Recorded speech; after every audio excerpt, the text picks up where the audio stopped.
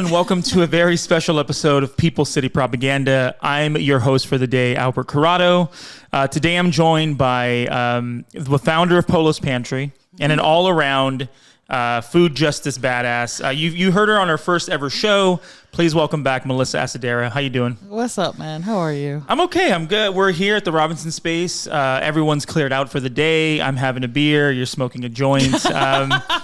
But you know, we're gonna get into some heavy stuff. We're gonna talk about grief, loss, and how kind of that impacts our work. I think a lot of people who are part of this movement, whatever part that you are part of, you're the food justice person. I'm more on the police abolition tip, and all those things intersect and connect with each other.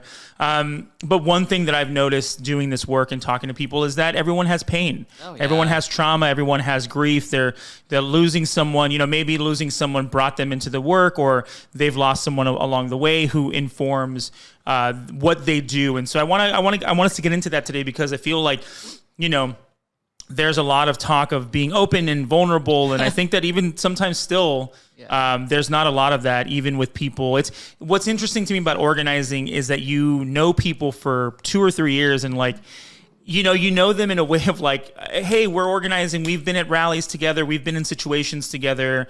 Maybe we got kettled by the police. Whatever that stuff is, sometimes you don't even know where they're from or what their last name is. They're just people that are organizing with them. Yeah, and they're in your orbit, and you see them, and you don't know what their life is outside of organizing. And obviously we have our friends who we spend time with, but I feel like there's so many people, 100 people that I know, that I just know from coming to things and being at things, and I'm I wonder what they're going through, and what brought them into that. So today I want to talk about that. I think we both have loss in our life that kind of led us into this work. So tell me a little bit. I actually want to know about you and where it all started for you. Were you a teenager who was with it, who was talking about political stuff or anything like that?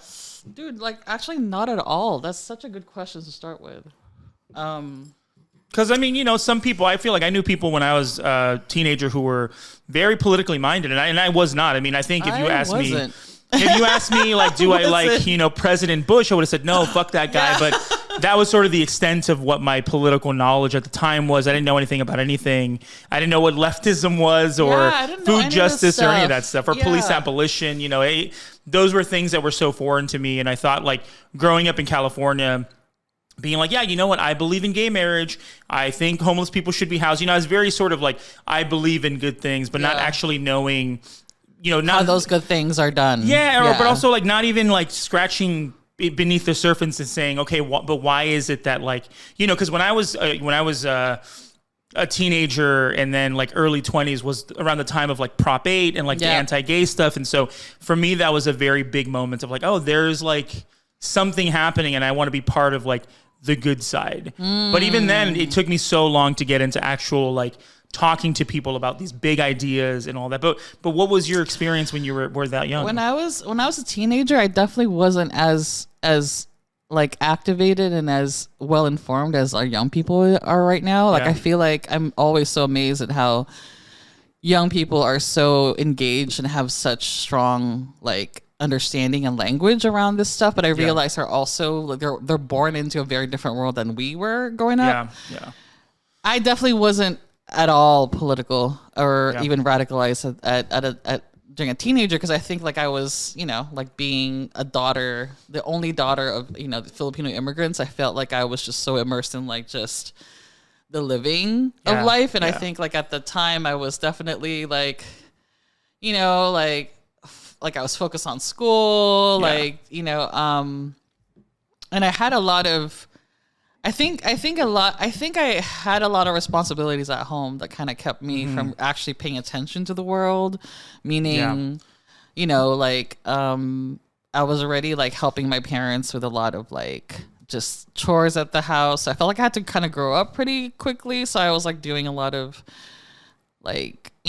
housework, laundry, cleaning, cooking, that kind of thing. So I don't think I understood much of the outside world to have an understanding of any kind of injustice. So I think I was pretty sheltered at that time. Where'd you grow up? I grew up in the Valley, so in the San Fernando Valley. Yes. I think we've talked about this. I mean, Yeah. you mentioned where in the Valley. So most of it was like part of it was in Glendale, then most of Okay. it too was kind of like Burbank, Glendale. Oh shit! area. Okay, damn. So that's like really okay. Real I love SFE. Burbank, and there's actually this makes a lot of sense. It's very timely because I'm starting a brand new Valley podcast. I used to do an old one. We ended that, so I'm starting a new one. And one of the dope. biggest points of contention of the show and with the audience was like, Glendale isn't the Valley, and I'm like, I guess. Really? Well, because the thing, technically, if you look at a map, like. It's not, but to me, it feels so Valley. It's 818. It's so. It does. So to me, when you say I'm from the Valley and you say Glendale, I'm like, yeah, that to me, Absolutely. I would probably feel that way if I grew up, especially like Burbank and Glendale. They're so close to each other. Yeah, right next to each And other. 1 minute you're like in Burbank and the next you're in Glendale. So I always kind of give it a pass because, like, you know what, man, like.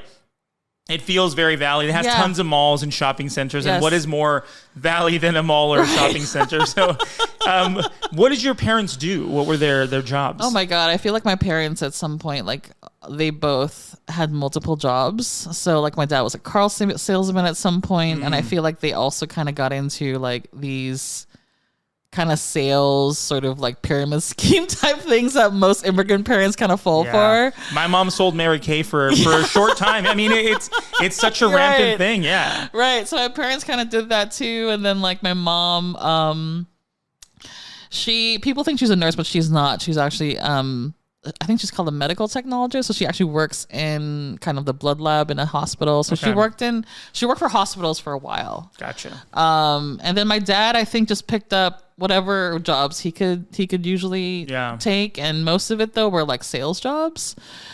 So it was like, like we struggled, honestly. Like there were like definitely moments where, especially in high school where we definitely were poor. And I didn't realize it until college that we were poor. I felt like everyone else was living the way that we did. Parents have an interesting way of of kind of shielding you from that. Yeah. Because there were times as I look back, I'm like, oh yeah, we were pretty poor and but as a kid, I was like, hey, I love eating Hamburger Helper every night. I love, you don't see like, oh yeah, sure. I love eating this gross, nasty processed food because as a kid, you love that stuff, but you don't anything else. Yeah, you don't realize that. This means like instead of getting fresh vegetables and meats or whatever, you're getting all this processed stuff because it's super cheap. And like my mom would get food stamps, and I remember thinking food stamps were so cool. And like when I was growing up, and I'm assuming you as well, like they had the paper stamps. It wasn't the card. Absolutely. So like you have like a $5 food stamp. And you're like, what can I buy with this? It was so powerful. It was wild. And I think like also now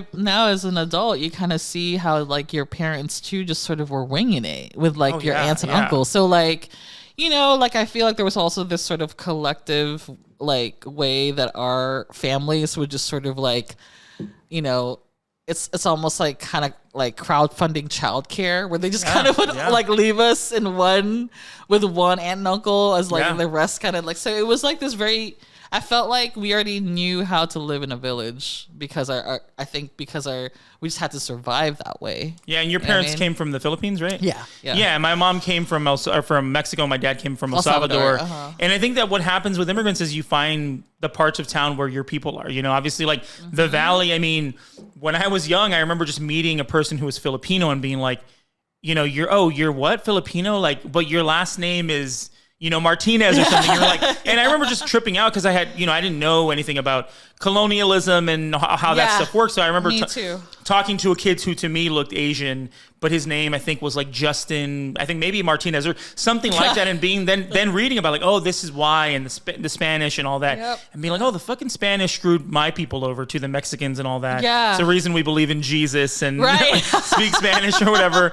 But yeah, I mean that's I remember like I think immigrants, and I've noticed it everywhere I've moved where like people find their neighborhoods, like where they can be, they can feel safe. There's some semblance of home. There's maybe like restaurants or grocery stores that cater to that specific, type of immigrants and with that part of the world. And I think that what's interesting to me is that it's also like, I know so many people growing up whose like parents never learned English. And it's like, because when you come here and you're like surrounded by people who speak the same language, you kind of don't have the same push to be like, oh, I have to like, you can kind of stay within your little cloistered area. Yeah, and that makes it feel safe, right? Because like you are engaging and you're in community with people who look like you. Yeah. But then also you're just in like you're kind of still working within the culture that you just know. Yeah.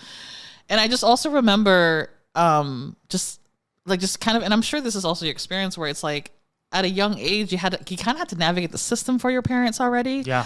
I remember, you know what I mean? Like I remember being 12 and like having to be on like having to sort of like work like our, how when you do like a payment plan for like your DWP bill or some shit. Like, you know what I mean? Like, and I feel like kind of the basic housekeeping stuff and management I already learned at a young age because it's almost like you had to navigate the system for your parents.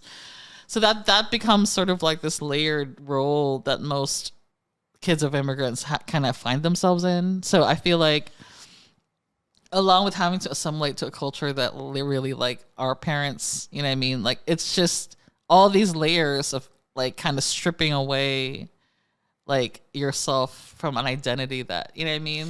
Yeah. That's hard. I feel like that's part of the reason why our parents also like carry a lot of trauma.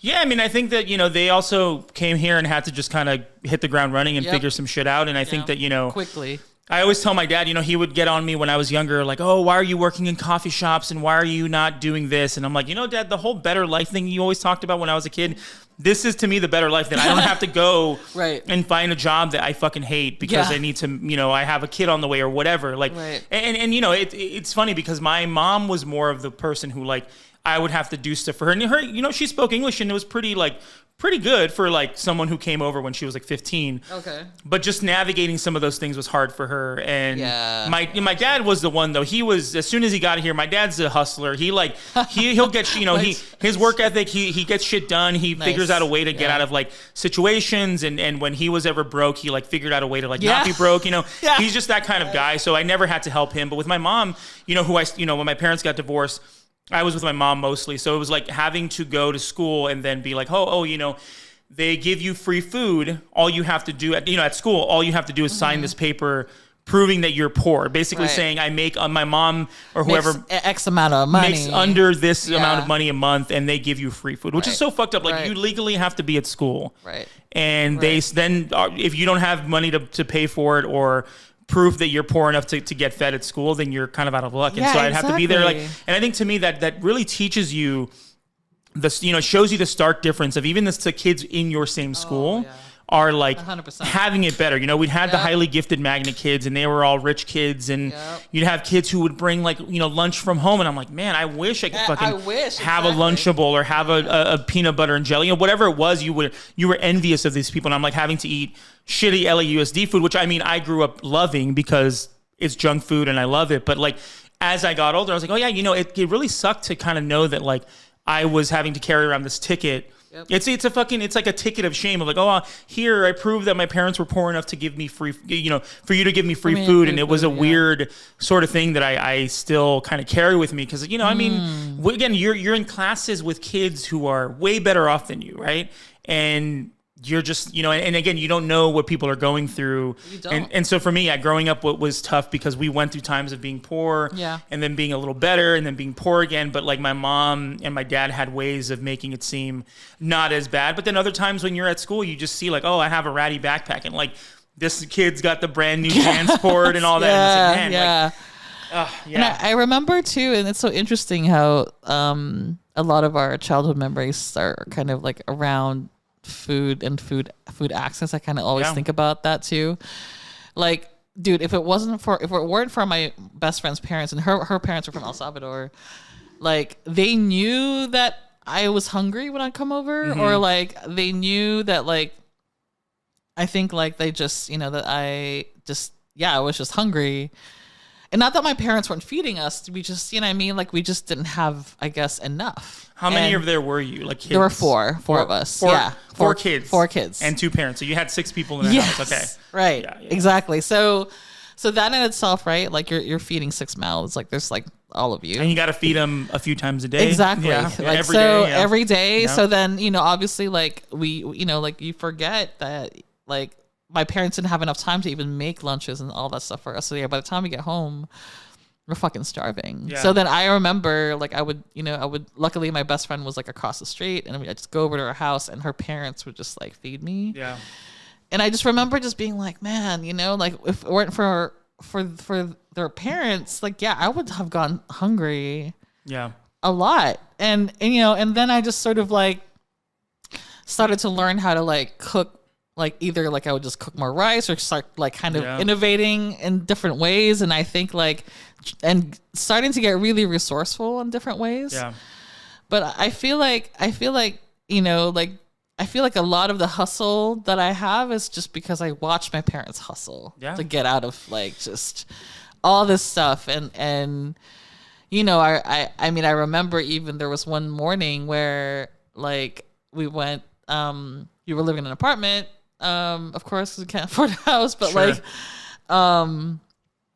we go down to the garage, and my dad was like, he was kind of playing it off like he didn't know where the car was. And like I was old enough to know that like it got repoed, you know what I mean? And so, you know what I mean? So then I was at a point where I was just kind of like, and obviously there's a lot of shame in that too, right? Like you don't want to be the fucking, like poor family in the block. That's real as hell. I remember some of those families too who were like lived in the same apartment complex and were like always wanting, always. Yeah. And that was, you would hear people say horrible things about them, right? Like people would help them and then be like, "Oh, did you hear?" Like, and it's like, what the fuck, man? Like, exactly. Okay, I guess it's cool that you help them, but also you're like sitting here talking the shit, and I'd be like 8 or 9, like absorbing all this. I'm like, oh, is that how people are? To like people who are poor, like they'll help you, but then they'll like treat you like shit or talk shit about you. And so then it becomes this whole culture around. I think at the time too, I started to see myself to really like be ashamed of one, being poor, 2, being Filipino, because I felt like I equated brownness to being poor, right? Yeah. And I feel like that's how the system works and white supremacy works. And so I felt myself at that moment start to really like try to assimilate to whiteness in this moment. I think. Yeah, that happens to all of us. I feel like poverty or sort of like, and even my parents now, like I think like they're ashamed of even like me speaking more truth about our growing up, because within our cultures too, like there's always this sort of trying to keep up with the Joneses or like whatever. It's like no, we fucking struggled during that moment, like during those times. And I think like our refusal, I think, to speak more honestly about these things that we're kind of have had to go through keeps us kind of in this cycle of like not being able to heal from it. Yeah. And it's like, I'm like, now as I've gotten deeper into this work and I've been more honest with myself with all that shit, I see more and more how it helps me with the work. You know what I mean? Yeah. Because I think it also points to grief too, because like if you don't point to the thing that is painful for you, then you're not acknowledging, right? You're not acknowledging the truth about you. And I feel like that's so much grief. That in itself to me is grief. Like that to me, I feel like is the process of grief. It's like, and I think American culture, at least in the US, we don't have those mechanisms. Yeah. We absolutely, like, I think as a culture, fucking American culture, like, think about it. Like, yeah, maybe like fucking in like from El Salvador, or fucking Philippines or Mexico. Yeah, absolutely. Our cultures from those motherlands absolutely have rituals and ceremonies around death or all this shit or grief. But like the US, I don't think so. Just because I feel like we run through issues and problems and all this sort of stuff and just kind of like not even try to process or think about it. And I think that's why we're in the mess that we're in. Yeah, and I will say that something that I've realized growing up was like there was a sense in my culture, Hispanic culture of like, and I'm, in maybe other cultures too, where it was like this.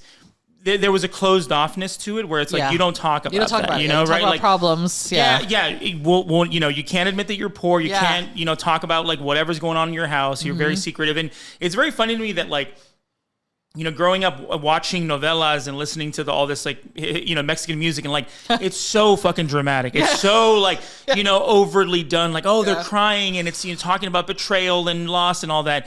But then you meet people who people who I grew up with, like friends of mine or their parents, they're completely closed off. They don't talk about private stuff. They don't talk about their emotions. And so I think there's this sort of thing of like immigrants come to this country and like they don't take a lot of help. Maybe they'll go like on, food stamps or something like that because that's shameful, but it's not as shameful as going to your fellow person and saying, hey, can you help me? I need to talk to you. I need money. I need whatever. So there's this thing of like, don't let anyone ever know that you're going through something. And I feel like my dad kind of instilled that in me of like, I sometimes find it hard for me to ask for help, whether it's, hey, I'm really broke. Hey, I need to talk to someone.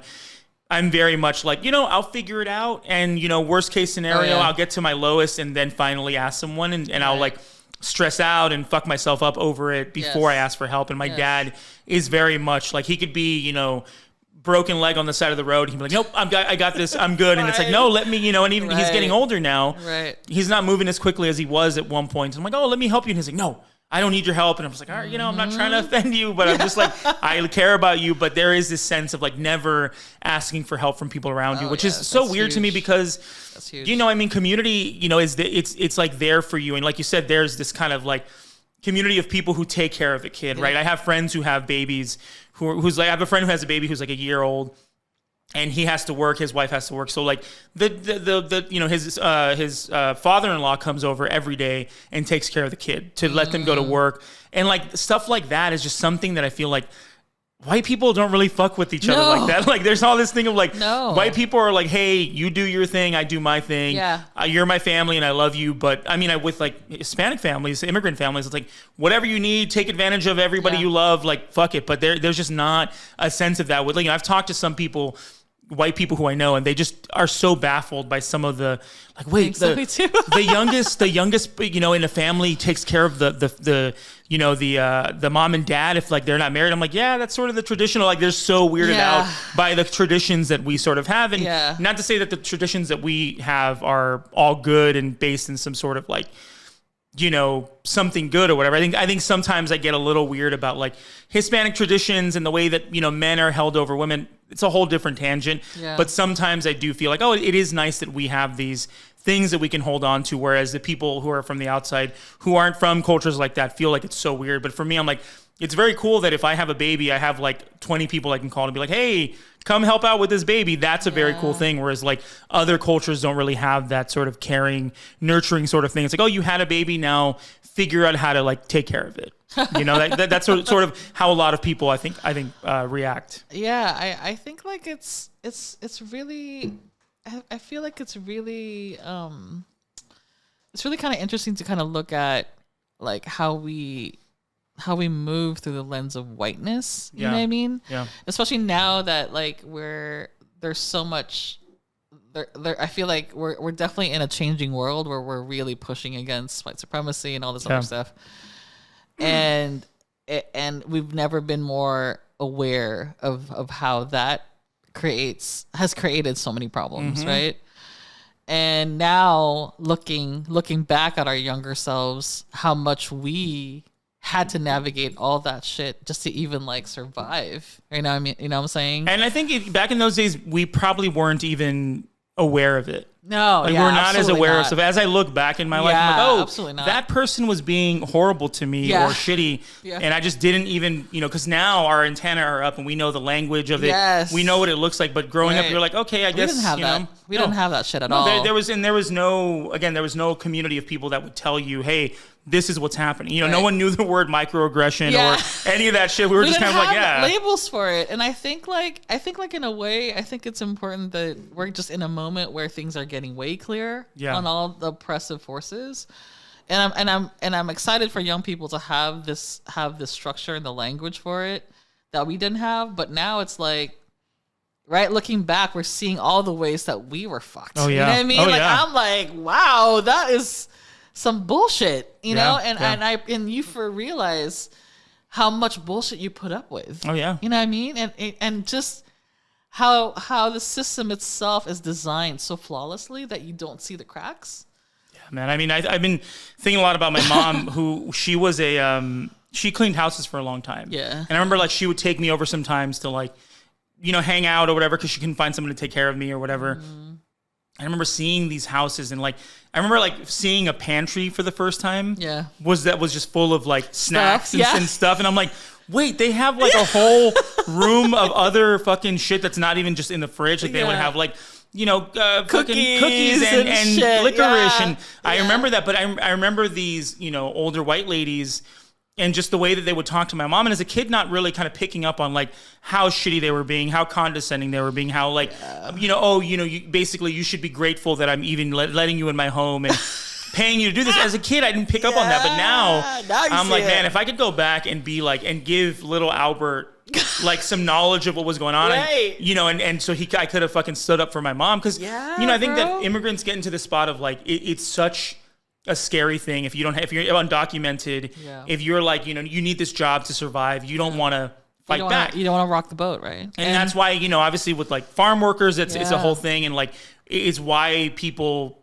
work at a job for 20 years that treats them like shit. Cause they'd rather go with a guaranteed paycheck and lose a little bit of their humanity to these people. Oh my God. And it fucking sucks to see that. And my mom did that for so long. And to me, it was just so hard to watch her be talked to by people like that, But like, look at the legacy now that you're building as far as like, also sort of like remembering your mother in this way. I feel like you do this not like, like you do this for Melly, but you also do it for you do it for so many women, I think, in your family, because it's like when you're speaking truth to power, or when you're fighting, right? Like the system, you really, really are fighting for so much more than like you're really building. Like, I feel like you're kind of creating this energy of healing all the things that have hurt your family.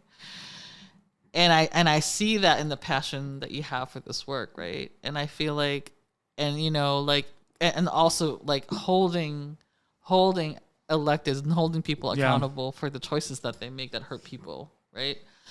And I think like that's something that I hope people who are listening can really understand is, the similarities between our lives is that we somehow were able to alchemize the pain of grief into this work. Yeah. Right? Yeah. Like, you've led hundreds of people in memory of your sister, right? But then also that is also like, why, like why do we have to remember? Like, why do we have to do this? I mean, why do you as a person who has her own struggles have to go and try to feed hundreds of people? Because like, and to me, food stuff is so interesting because I've done, outreach to unhoused people. And like, once you sort of do enough of that, you realize like, oh, I'm giving this person food and hygiene kits and whatever you're doing.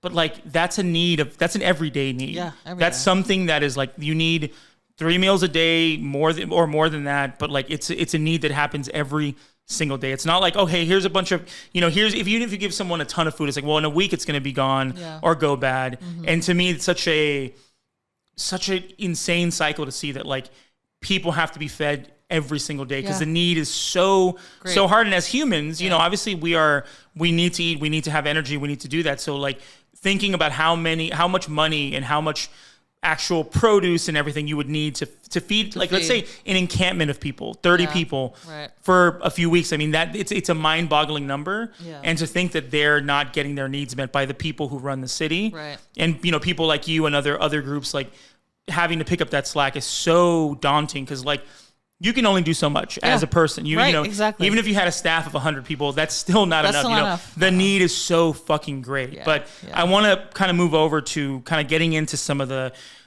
grief talk. So tell me about like who was the first person you lost that really kind of stuck really with you that meant something?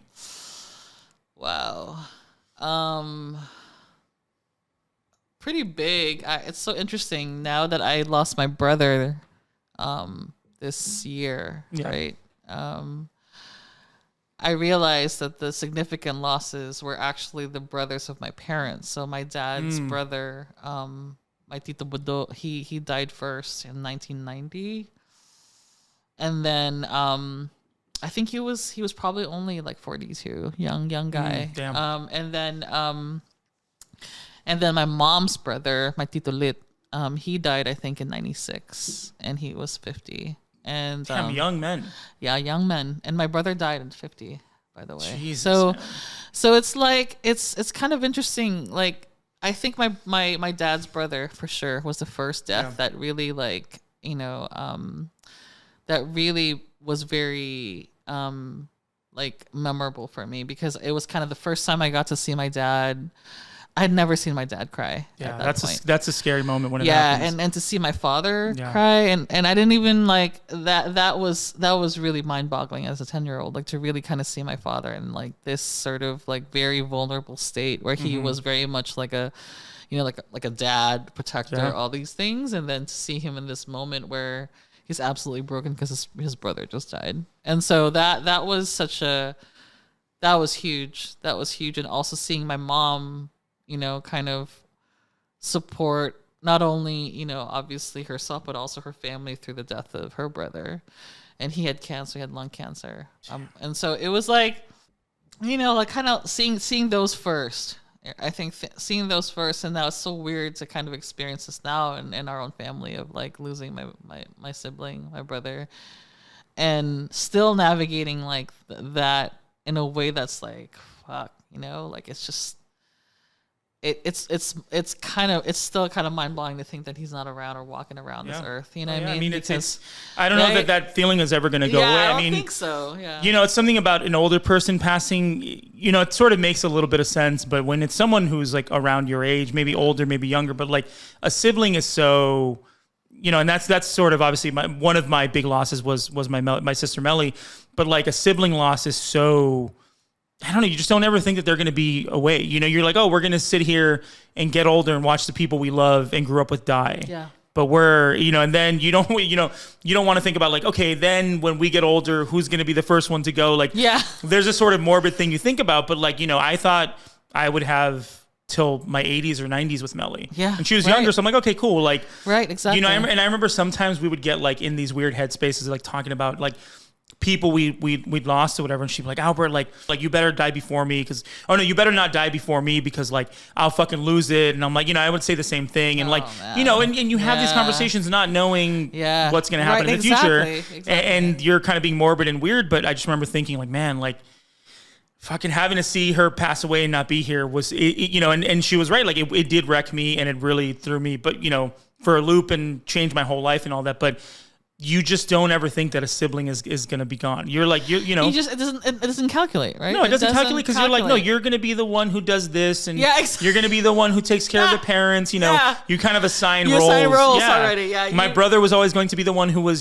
he's 10 years older and he's, doing his own thing. So he wasn't going to be the one taking care of my dad or, whatever. I was like, all right, Melly, you'll probably take care of dad or live near him. And I'd come and like pick up the slack, and we'd always say that stuff. And then now to be like, wow, Melly gets the last laugh, and then like now I got to be the one to fucking take care of dad, like I guess and she was the youngest. So I was like, oh, Melly, I'd tease her like, Melly, the youngest always takes care of the parents. She's like, fuck you, Albert, like that's bullshit, like and now I'm like, I guess now I'm gonna be the one. You're the one, right? By his side forever. I don't, I feel like I can't leave the man. He's only getting older, but but I feel like that's really funny because we have those same conversations too with my brothers and I, where we knew for sure because my brother was literally attached to our mom, like that he would be the one kind of caring for her, and so it just doesn't calculate that your sibling or your like your sib is gone, and so I think like now it's wild because it's like.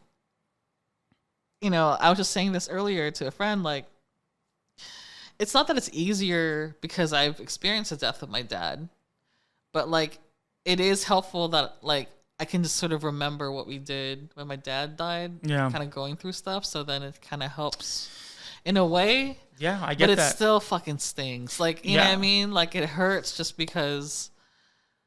Because because it's crazy. Because I was thinking about this with some of my other brothers.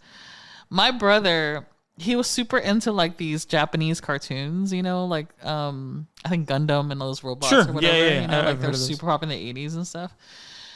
So I remember like growing up, he just there were like I forget exactly which one it is, but like he'd watch a particular series that had like a song, right? The theme song, and he'd watch that shit late at night. So I would always hear him through the walls, kind of like hear like just kind of like hearing that, like, and we're like, okay, Dino's like watching that shit again. Yeah. And I just remember that kind of like his shit was kind of the soundtrack to our lives a bit. Like I'll just be like sitting or doing homework on the like dining or whatever, and I'd be hearing my brother like playing that shit. And so it was crazy was my brother Mark and I were kind of going through his stuff, and we just like found a bunch of like a folder of all these like cartoons, these vintage cartoons. And so we just like, we were just kind of like sitting there, and it's amazing how music has such a way to like, just activate that memory.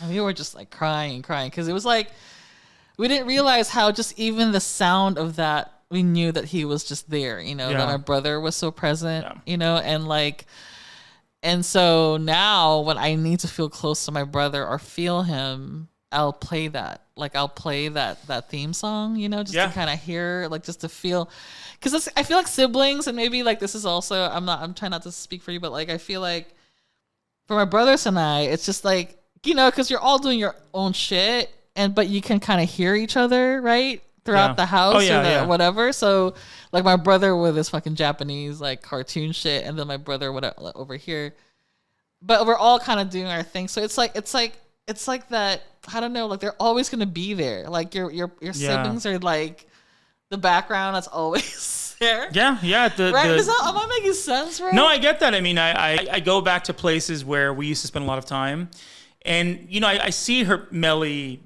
running around at a park. I see her at, you know, the Griffith Park pony rides, because we were kids, and like Melly was, you know, she's a lot braver than I was when we were kids. Like I was a scaredy little kid. Like I was scared of like everything, elevators, twisters, whatever it was. I was like afraid that I was gonna die or find myself in a situation where I was gonna be in danger.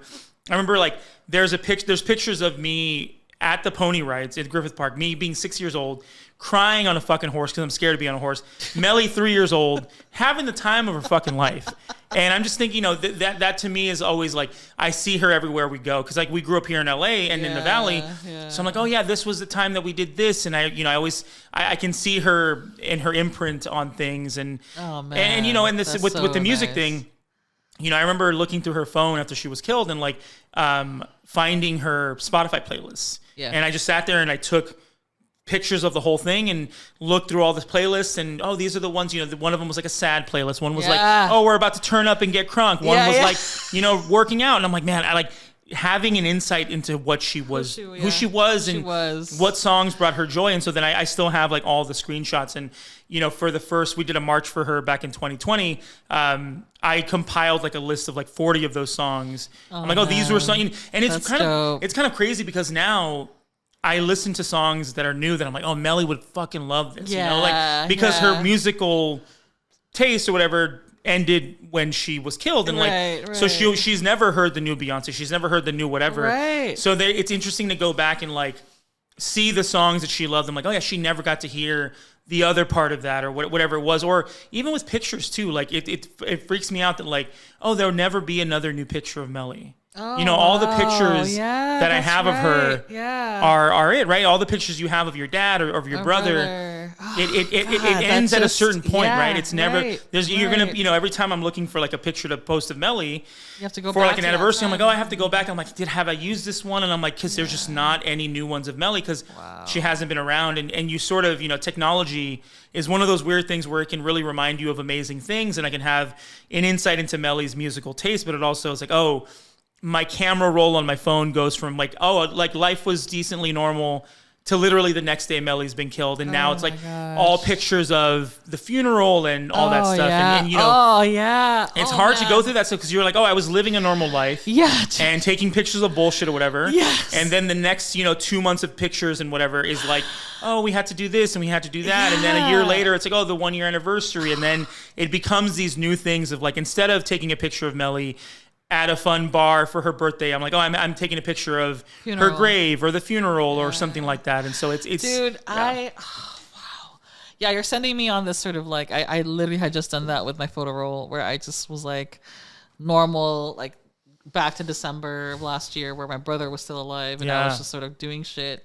And then the moment where you know that he had just died and then like just like funeral pictures, all sorts of stuff. And it's crazy. You're right. It's like, you know, we're living this life as if, right? We cannot do this to ourselves where we take for granted the people around us. We take for granted the time that we have with them. And like, you know, you're living as if they're going to be there tomorrow.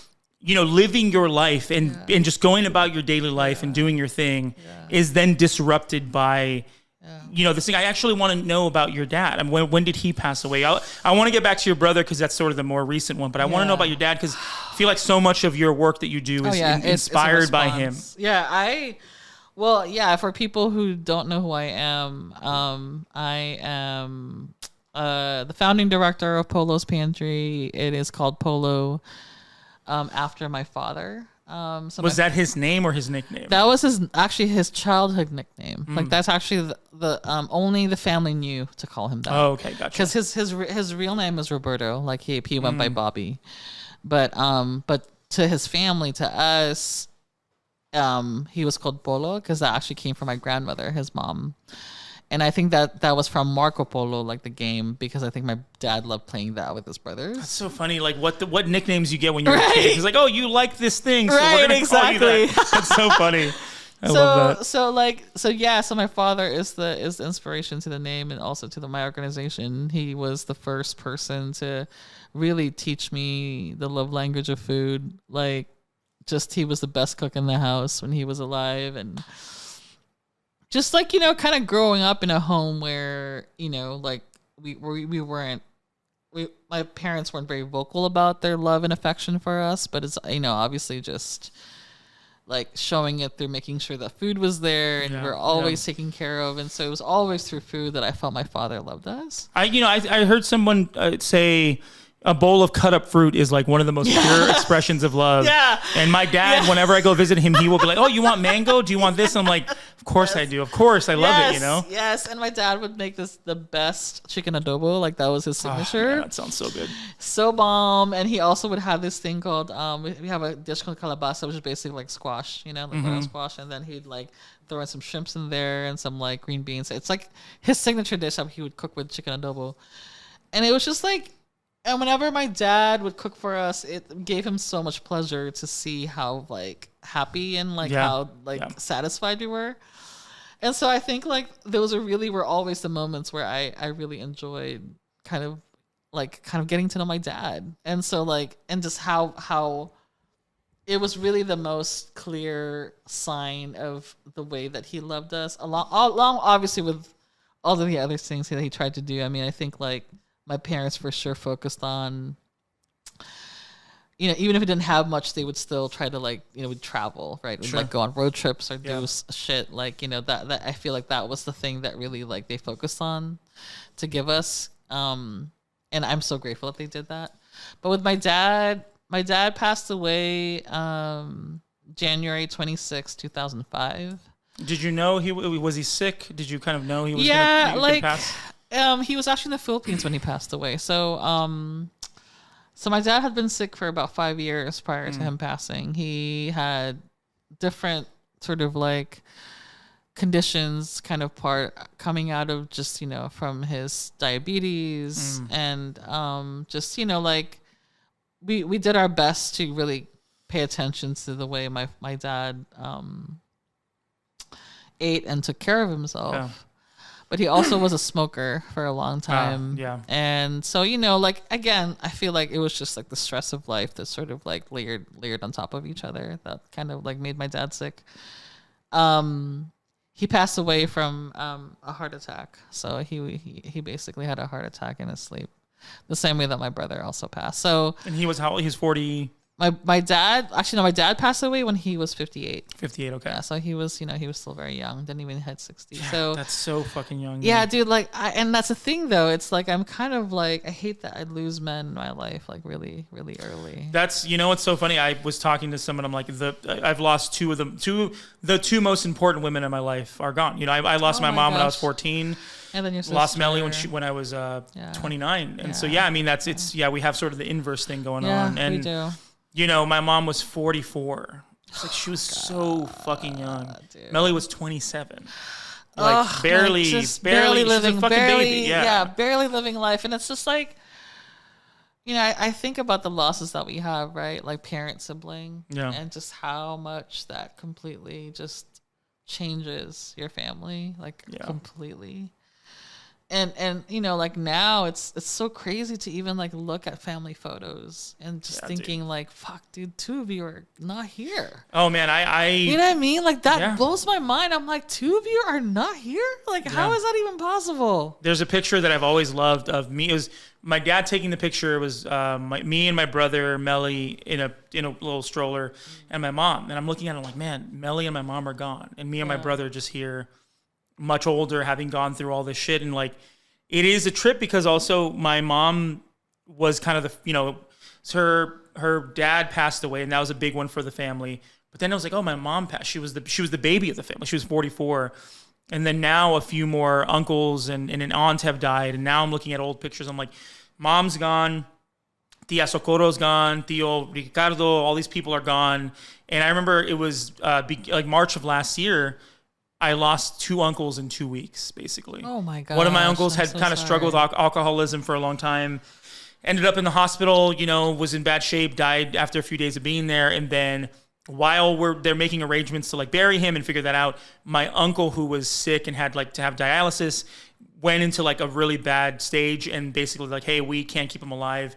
He's probably has like a week to live. And then he died the next week. Oh, my God. And it was just so hard for my family. And then just thinking also like, what we've been through, losing my mom when she was so young. And then, that, because when you lose someone, it reminds you of your mortality of like, oh, I could also die too. Yeah. We all like to think that we're doing healthy stuff and we're like, oh, I'll be bad today and whatever. Whatever, whatever that is, whether it's food or drugs or whatever. Right. We'd like to think that, okay, hey, you know what? For other people, it might be bad, but for me, I'm going to live to be old. I'm going to live a long time. And sometimes it doesn't work out that way. And to me, that's so fucking scary. But, my mom died of ovarian cancer, and she, didn't, it was like one day she had a really bad stomach ache, and then a few weeks later she went to the hospital and they're like, hey, you have cancer. And it was pretty like advanced. And so like, you just never fucking know. You don't. And you think that these people are going to be around forever. Again, growing up, you're like, yeah, you're going to take care of mom and dad when they're really, really fucking old. And you're laughing. You're like, oh, when that day comes. And then, I was talking to my therapist the other day of like, one of my goals in my life is I want to just be an old person. It's such a simple thing. I don't even want to, I'm not even saying I want to be a successful person or have a bunch of money or whatever. I want to be 75. I want to be 80 and say, you know what? I lived this life. I made it to here because a lot of my people in my family did not make it to that. And that is success. And to me, that is, I will, if I make it to 80, no matter what position I'm in, I'll be like, you know what? I fucking did it. Melly didn't get to do this. My mom didn't get to do this. I'm hoping, my dad's 63, so he's, but he's still pretty young. But I'm like, I'm hoping he makes it to. That's real. I hope he makes it to wherever he wants to go. That's real. I don't think that he wants to be like a 90-year-old man. I think he's like, maybe I got another 15, 20 years and I'm bouncing or whatever. But like, I want that for him too. However old he wants to get. Yeah. I want that for him. And I want to be like, hey, I'm 80. I've done my fucking time. I did it. I got here. I lived my life fully for the people who were not able to do that. Yeah. And that is, that's so real. To have that as like a goal in my life is just so, to me, it's sort of dark. It's also kind of like, oh, whatever, like, fuck it. I'm just trying to squeeze everything I can out of life. But like to say, oh, I just want to become old is such a, because so many people have that. And, I'll complain about it when I'm old, I'm sure. But like, for me, that is the goal of just saying, I have lived a good life. I've done everything I can. Now I can get out of here. And I've lived some for Melly, some for my mom, and then, some for me. Dude, that's so real, man. Like, I feel like that also shows you just how our systems are so fucked. Yeah. Like how how like just being able to survive is enough. And it's like it's like fuck. Yeah, I think about that too, and I'm just like, man, like you feel the privilege once you hit, like for me, once I turn 50 and I hit 51, I'm gonna definitely feel away because I know that I've outlived my brother. I mean, yeah, right. Or even hit 59 and I've outlived my father, you know? So it's just kind of like understanding like every day that we have is honestly literally a fucking gift. Yeah. And sometimes I think about how grief can also make you just really sharp and like very hyper aware about stuff, because I feel like for those of us who have had that kind of loss and how it affects us, like we really don't. I think that's kind of what makes us good activists, is that we also don't put up with a lot of bullshit. Yeah, sure. You know what I mean? Because it's like we actually know the pain of what happens when, you know, like we lose someone to state violence or we lose someone to systemic violence, right? And it's like, we've lost them because look, our people don't have proper access to good healthcare or to good food or healthy food. And so then that creates a whole thing where people slowly die, but the system also creates that. That's by design. And I think about that a lot. It's like, even now looking at my work, what does success look like to me? And I remember being in a circle recently saying how success looks to me if another young Filipino kid through my work was able to, one, learn how to like get proper healthy food access for their families, too, like learn how to like probably grow their own food or whatever, or build their own food distributions. Just that if they can have more time with their loved ones, that to me is success. And it's like, I feel like even for you and I, like even thinking about what does success look like for us, it's really healing that part of ourselves that still, like, you know, that the pain from that grief that got us here. And I think like the grief will never keep us separated from the work, because it's like it keeps us like connected to it. You know what I mean? Like we're never ever gonna be like, you know, like it's not like we're like, it's kind of like, because, you know, sometimes people are kind of looking at a fishbowl and like just watching what's going on inside, but no, like we're part of, like we're in it. We're absolutely in it. Like what's happening, the movement, it's like we're connected to the thing we're fighting for. And it's like, we don't come through this from a place of privilege. We don't come through this from a place where we're just observing a community go through grief or pain. We are part of it. Like we are it. We're the community we're trying to like, to kind of like uplift and build. Is that making sense? Oh yeah, no, for sure. And I think that, you know, it's the reason I, you know, gravitate towards certain people is like, I know that they've been affected by the systems. And so they're the ones who are the most qualified to try to criticize them and change them or tear them down, whatever the goal is.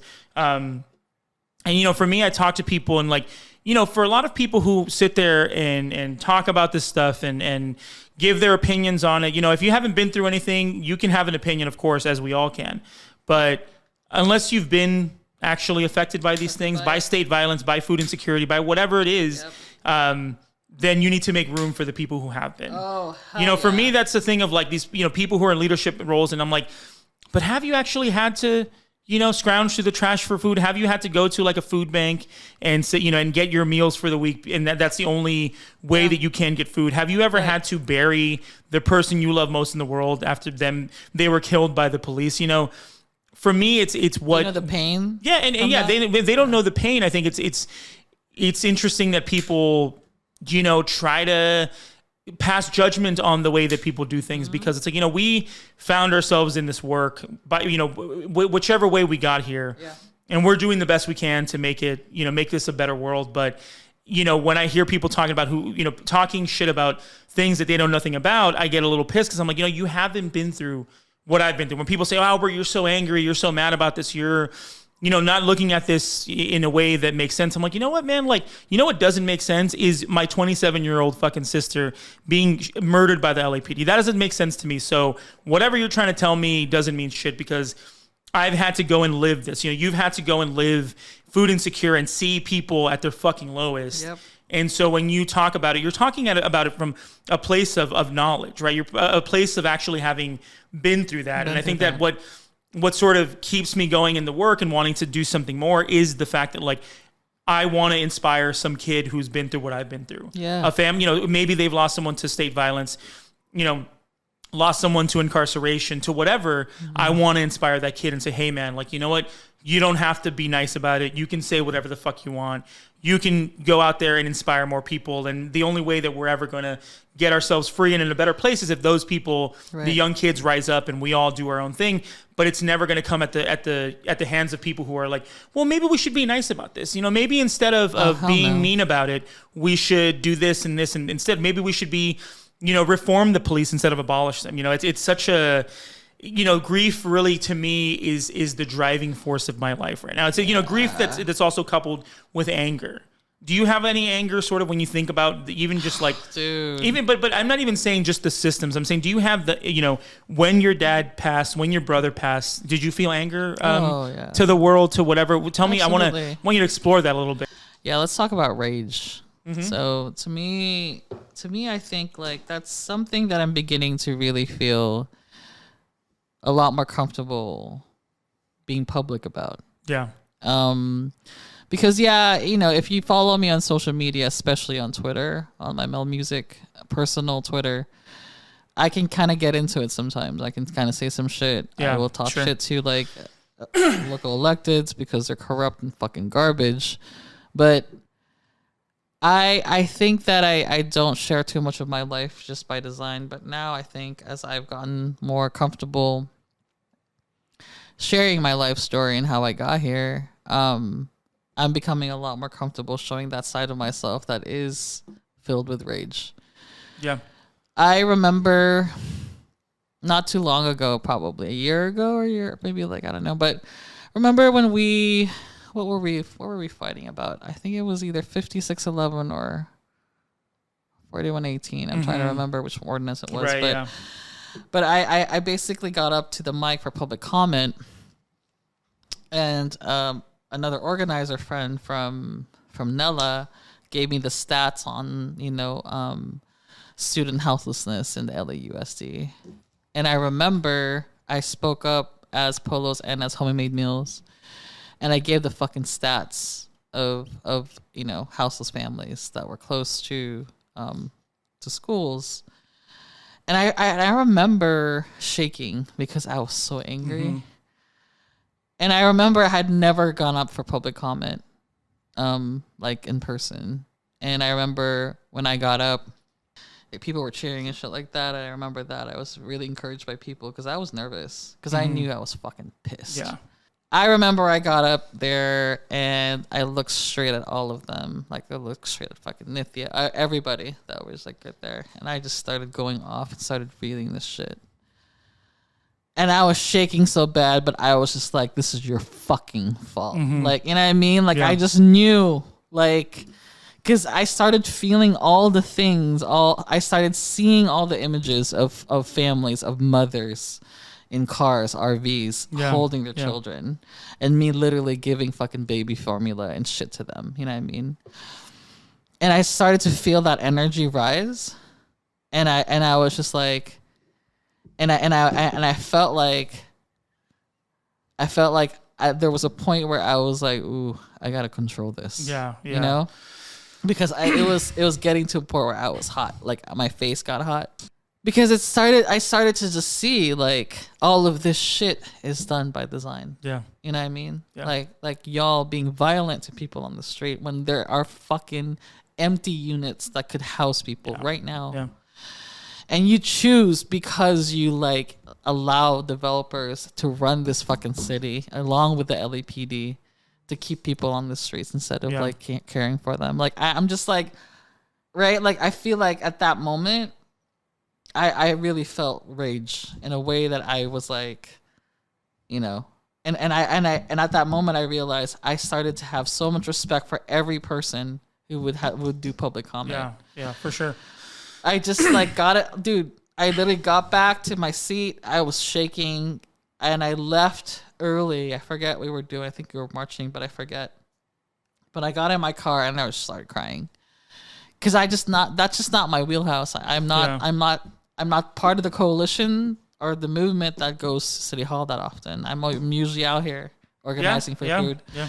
But the fact that like I was there that day and it was just like fucking all the grief, all the rage, all the stuff I've seen, all the trauma that I've collected just like rise. I knew, I was like, wow, I have a lot of rage, like unprocessed rage around this. And now as I've gone through these cycles of like healing myself, really looking into this stuff, working with different people about it, I'm learning to really control it. Yeah, I think in a way that I can almost use it to slice. Yes, I mean anger to me is an incredibly destructive thing, and sometimes I think you need destruction too. Yes, and I think that you can destroy the bad things, but also I think unchecked it can lead to complications in your life. And absolutely, I talk. I'm speaking for myself here, and that like I have a lot of anger when it comes to when my mom died. I was 14. She died of cancer, so I was mad at the world. I was mad at the concept of cancer, right? This abstract thing of like, but so the anger was sort of like, yeah, the world sucks and I'm sad and my mom died, but I wasn't angry at an institution or a person.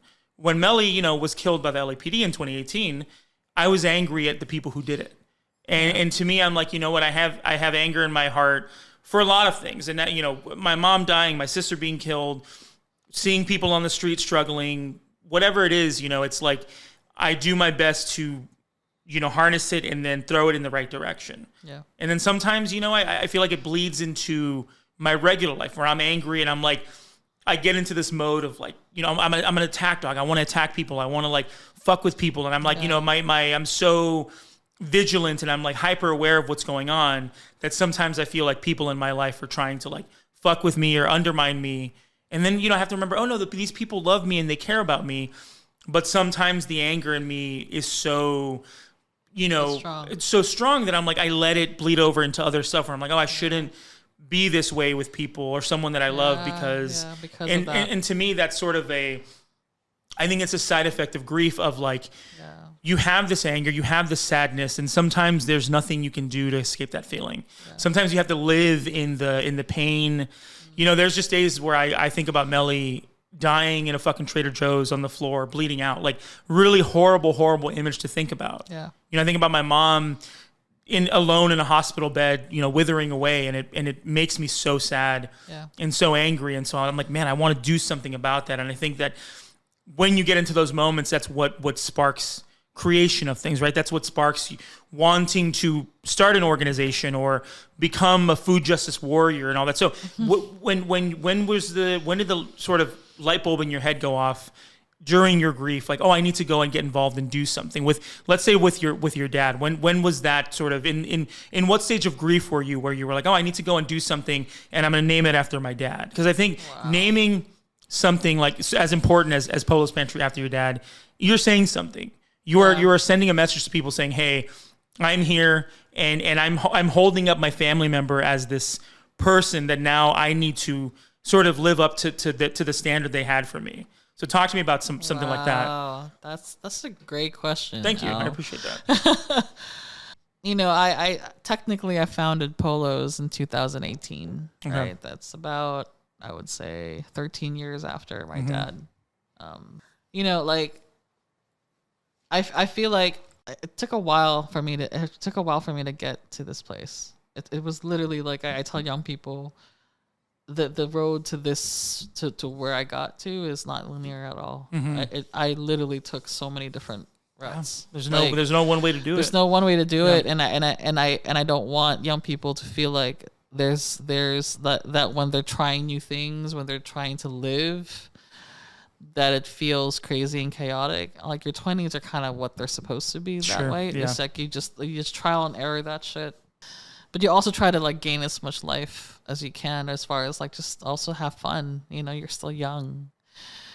But I think taking a risk of not being afraid to try new things, I think when my dad passed away, I just, for a long time I carried shame being that person that lost their father. I get that. You know I hated being that girl. The guy who had a dead mom. Yeah. It was like that dad girl, you tell people and there's like okay. Yeah, yes. Right? There's this kind of like sense of like, oh, that's really sad, and is he going to talk about his mom again, or there's just people. Right.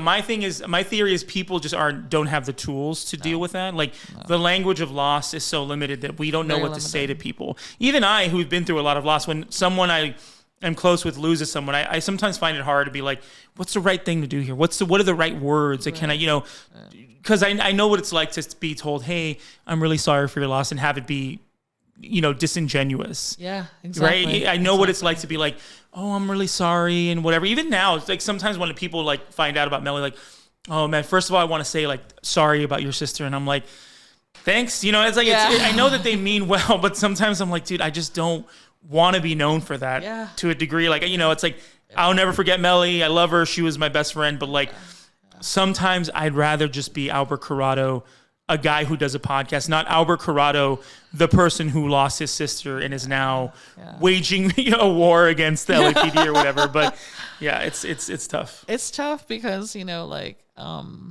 grief is a hard thing when it starts to like really sort of become a thing that is molded into your identity. Right? I mean, dude, that's something that I've struggled with is when I started I ran for city council, and my campaign was so informed by Melly and her murder at the hands of the LAPD. Yeah. It was so about that. It was so, the reason I became a full abolitionist, and the reason I, messaged the way that I did was like because I had dealt with the loss of my sister, and it made sense to me to be like, yeah, you know what? And it still makes sense to me, like, yeah, fuck the police, and I want to get rid of them, and I'm going to be honest about it. But like, there were times where I'm like, man, I would get these weird wires crossed where I was like, oh, does this person not supporting my campaign mean that they don't support Melly? Oh, wow. Right?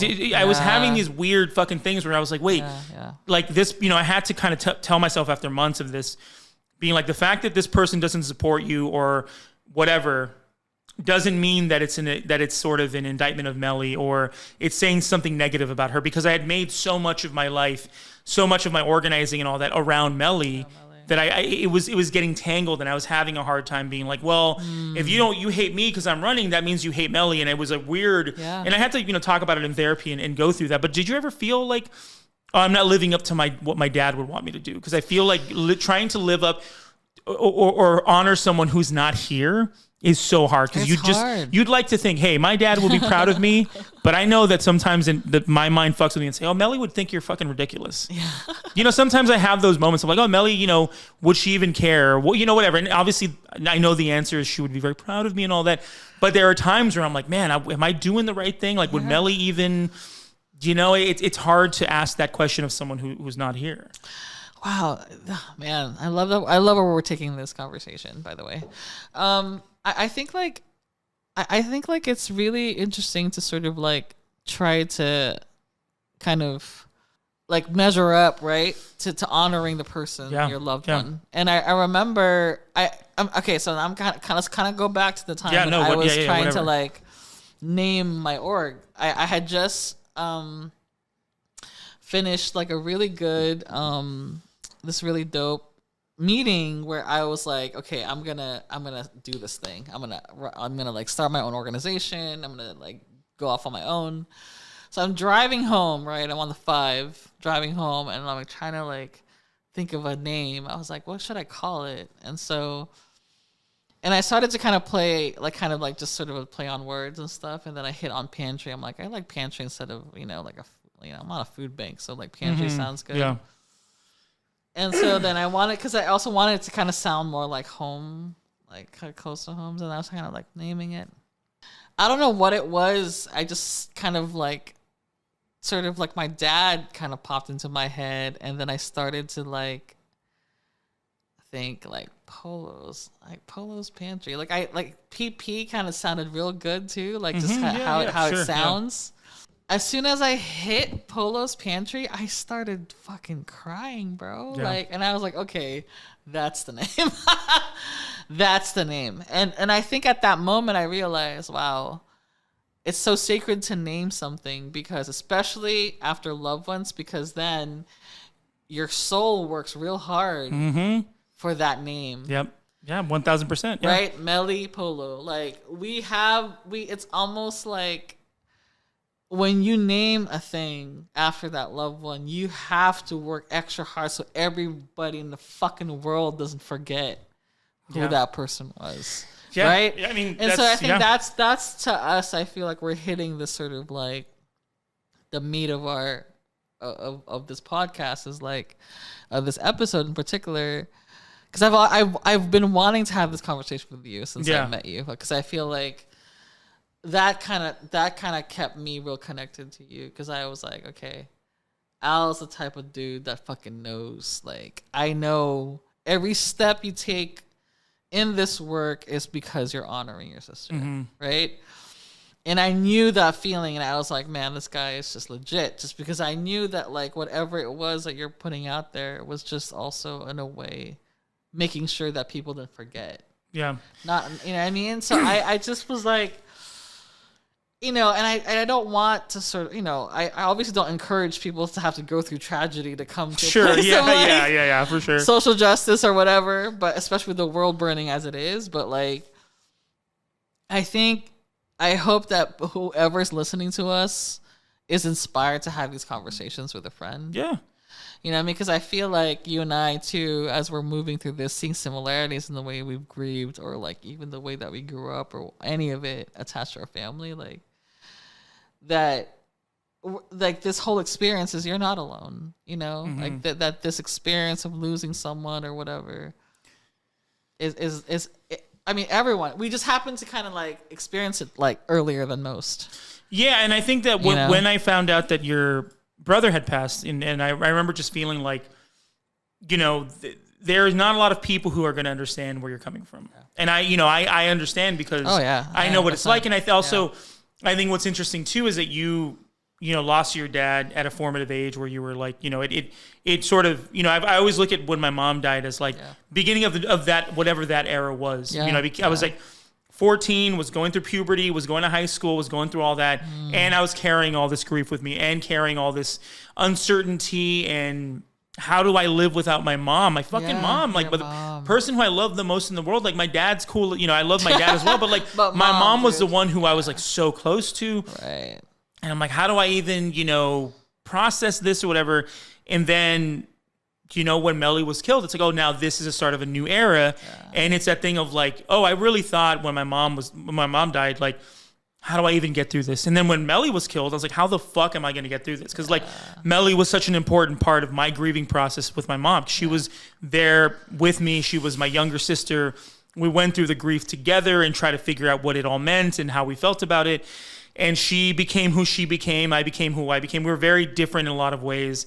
And we dealt with that grief in our own ways, but like, we were together and going through it together. And then to have lost my fucking road dog, you know, my person who like, this is my ride or die for sure. Like, my person who I know has my back no matter what, you know, and she would talk shit about me and call me an idiot, but like that, you know, and I did too, but that, it was all love. It was all out of like, that's how siblings are. Like, you know, we tease each other. She'd call me names and we'd whatever. And it was just, it was awesome. I loved it. I loved, you know, people just knew how close we were. And when she was killed, so many people were like, dude, I'm so sorry. I know how close you guys were.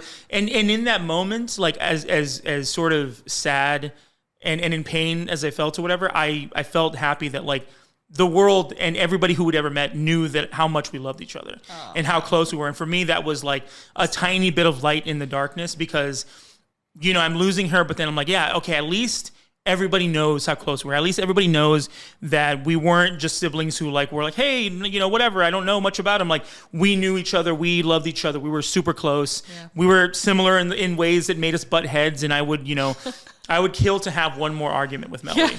I would love for her to like tell me what I'm doing is dumb, or tell, you know, whatever. I miss that, because you know, when you're in it, it's kind of annoying, right? Your brother. So tell me, what was he like? Was he? Were you guys combative with each other? Oh yeah, big time. He and I think our combination was literally oil and water. We were like the cat and dog in the house, oil and water. We just did not get along.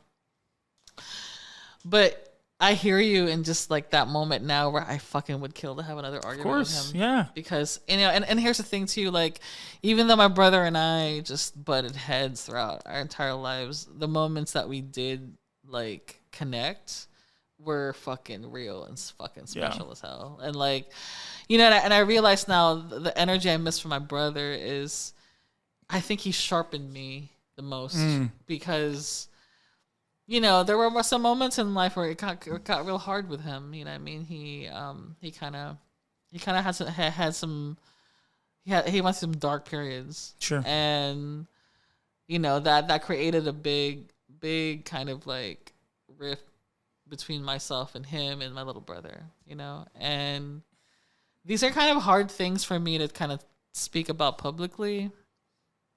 Because I didn't have the language for it before, or like I also didn't want for people to feel like a way about my family history or anything like that.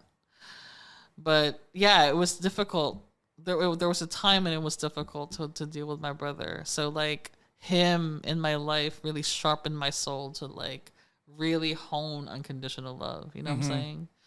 For someone who's struggling or whatever, like. It was tough just because, especially for anyone out there who has substance abuse issues. Yeah. Like a lot of us kind of deal with that at home, or even like DV, like domestic violence. Like, yeah, I mean, my mom was alcoholic and struggled with addiction to like meth and all sorts of stuff. So I mean, so you understand that. I understand that the having to, admit that the person that you lost was flawed and. Think about the conflicts you had and when times were tough, but then also be like, but there's still someone who I love and have memories with. And, at a certain point, it's like, what are you going to do? Just like disown the memory of that person because, well, they did this and they did that. I mean, obviously I think there are things that are egregious and are above something, there are things that someone could do that are really horrible and traumatic that you can say, okay, well, I don't ever want to think about this person. But barring something extreme like that, it's like, what? Everyone struggled. Everyone went through some stuff. And you have to look at a person as a whole person. I fucking hate when I go to a funeral or when someone dies and it's like all praise about the person. I'm not saying you have to sit there and like list everything that was wrong with them, but like you can say, this person was difficult or we had our whatever. To me, that's a better representation of who they were than, oh, well, they were always amazing and we never had a fight. And I hate when people become saints and like, no, and that's the trouble too of, I think, like erasing truth, like erasing that history. And again, sharing what you can, just say, hey, he dealt with some stuff and it was dark. Yeah, is at least admitting that, hey, not everything about your brother and your relationship was amazing, and that's but life. You can still feel this deep loss, and it doesn't, to me, it doesn't take away any sort of pain that, oh, well, my mom died, but also like, she was an alcoholic and she treated me like shit sometimes, so I'm not going to miss her. Like, no, this is like, that's real. Again, I would love to see my mom drunk one more time. If I can only see her one more time and it's her being drunk, I would fucking take that because I miss her. And what she did and how she raised us had effects on us. And some of it was bad, but also like I miss her every day and I wish that she were still here. And I think it's okay to, both things can be true, right? Like people you love who die can be difficult people and you have maybe things that happened that weren't great, but you can also still love them and say, you know what, no matter what, this person is going to be someone that I love forever. And so your brother passed back in January. Yeah. What has it been like? It's been, 8 months now. What has been the grieving process and how has it like informed the work that you're still doing? Wow.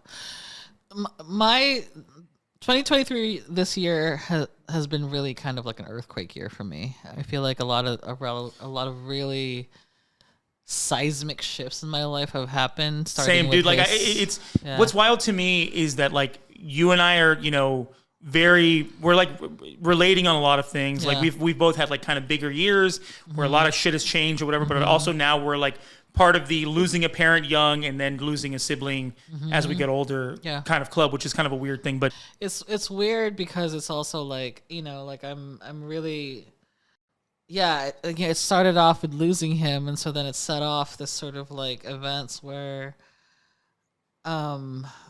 it's really again like trying to live with light and dark, because it was real dark, and then things started to happen for me where I got this like fellowship at UCLA, then I got this National Food Justice Fellowship called Castanea, then I like started to like hit these really big marks on my life and in my, I guess, like work.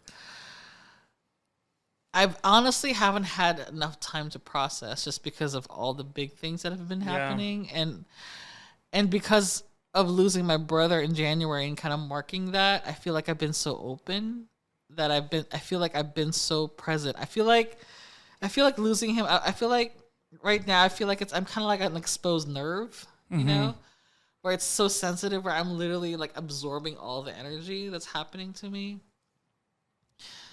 And I haven't had much time to really process or take a minute to really like, you know, like allow things to move, and it's still happening. I feel like it's just been such a catalytic year. Yeah. It's just been like happening in so many levels. I feel like I've had 6 to 8 different versions of me coming out of me this year. And I feel like now as we move into 2024, I feel like I'm beginning to sort of hit a place where I feel really, really, really happy and comfortable. Yeah. Like, and beginning to really see how, like, even understanding my brother's life, how I shouldn't waste any more time on some other shit. You know what I'm saying? Yeah. It kind of pushed me. It gave me that sort of fire again to really look at my life and be like, okay, like, right, like the same way that I'm kind of calling back to what you said about when you lost your mom, new phase of Al's life. When you lost Melly, new phase of Al's life. So it's like same thing with me. It's like, you know, lose dad, that phase. Now I have this new marker of, do you know what's this new phase? And often, like, when I refer to my life, you know how, like, you have that timeline, like, BC and AD, like, before Christ and all that shit? Oh, yeah. Same for shit, sure. right? Yeah. Like, where it's, like, there's versions of you who are, like, before, you know, losing Melly and after. Like, there's versions of you in each stage of this life. So, like, for me, I have that, you know, like, before dad died, after dad died. And then now I have that in-between, like, dad dying and Dino dying. So now that in-between version of me, now I have a new version that's, like, after him. So it's like crazy, right? Because you start to see when you start to shift. And so for me, hitting that in January, losing him, like, absolutely kind of, I felt like I just kind of launched into this phase of just fucking heart expansion. And I think I needed my heart to sort of break a bit, like, this year, because I felt like the work also needed it. I don't know if that's making sense.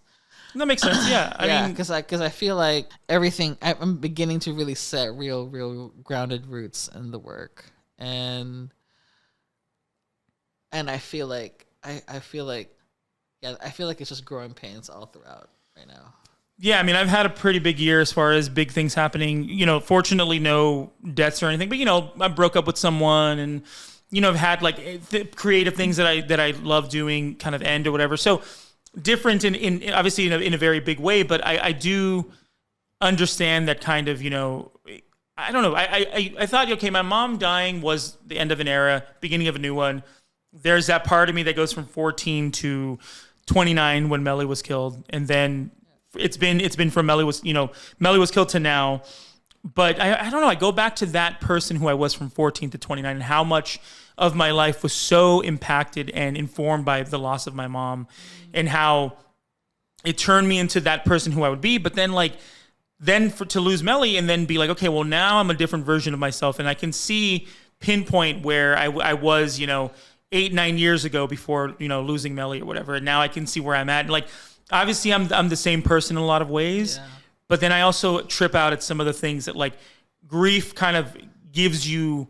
It takes away some stuff from you, and it gives you new gifts too, right? Like, I lost so much of my patience when Melly was killed. Like, I think having to deal, because when my mom died, I didn't have to do anything about like a death certificate or bank accounts or anything. Like, I was at 14, I had no say. I didn't have to worry about anything. When Melly was killed, I had to be one of the people being like, hey, we got to go to the bank and figure this out. She had a car loan and a bank account, and we have to deal with, Trader Joe's and get her final checks and life insurance and all this. And it was like, me, I was kind of taking the driver's seat in that. And like, so then seeing, oh, well now, having lost Melly has made me into this new version of myself where I'm like, similar to you, like, I can't waste time. I got to get shit done. If I have an idea that I want to do for like a show or whatever it is, I'm going to fucking do it.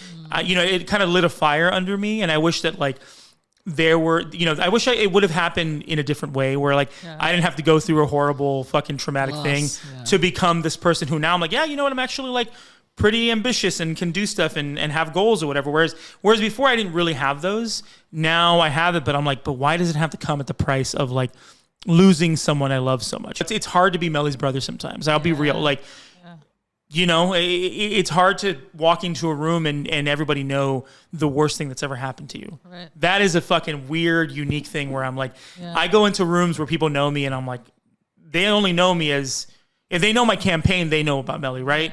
If they know about Melly, they know about my campaign, whatever it is. And so it's hard to kind of do that. But looking at sort of my future self and who I want to become, I mean, what do you think Dino would want you to do now that he's gone, now that he's impacted your life in such a way? What knowing him, what would he want for you in the future? I feel like they're both in the room with us right now, though. Oh yeah, for sure. They're absolutely like kicking it with us right now. I definitely know that my brother's proud of me. Yeah, that I know for a fact. I feel like I'm actually. I remember one of the last things he did was, it was like, I think for our Homie Made Meals like fundraiser last year, and he and my mom came in because I had put him and my mom to go pick up some food, some Filipino food I'd ordered for the day, for the event, and I'm happy that he went down. Like, he usually doesn't like, he's pretty like antisocials, but like I'm happy that my mom convinced him to come down and actually come inside to the space and look at what we were doing. And it was cool because I remember I was in this sort of like, we were doing kind of a land acknowledgement, and they saw us sort of like kind of in the middle of the ceremony, and it was just cool to kind of see my brother like kind of look around, and he really was taking in like my work, right? Like, he's actually getting to see like me in my element, in sort of this moment. And so then I kind of introduced him to like the team and like different people, and like started walking them back to the car. And I remember he looked at me, he's like, dude, that's really cool. Like, you're doing cool shit. It's awesome. I think he actually really got it finally, like the kind of stuff I was doing. And I'm happy that he got to see that what I was building was like really, really dope. And so like, I think my brother now that he's, in sort of spirit form, I'm grateful that I know for a fact that he travels with me. You know what I mean? Like, I know for a fact that he's out there protecting me now. Like, I literally got my brother and my dad on both sides. So I feel extra protected knowing that both of them are there.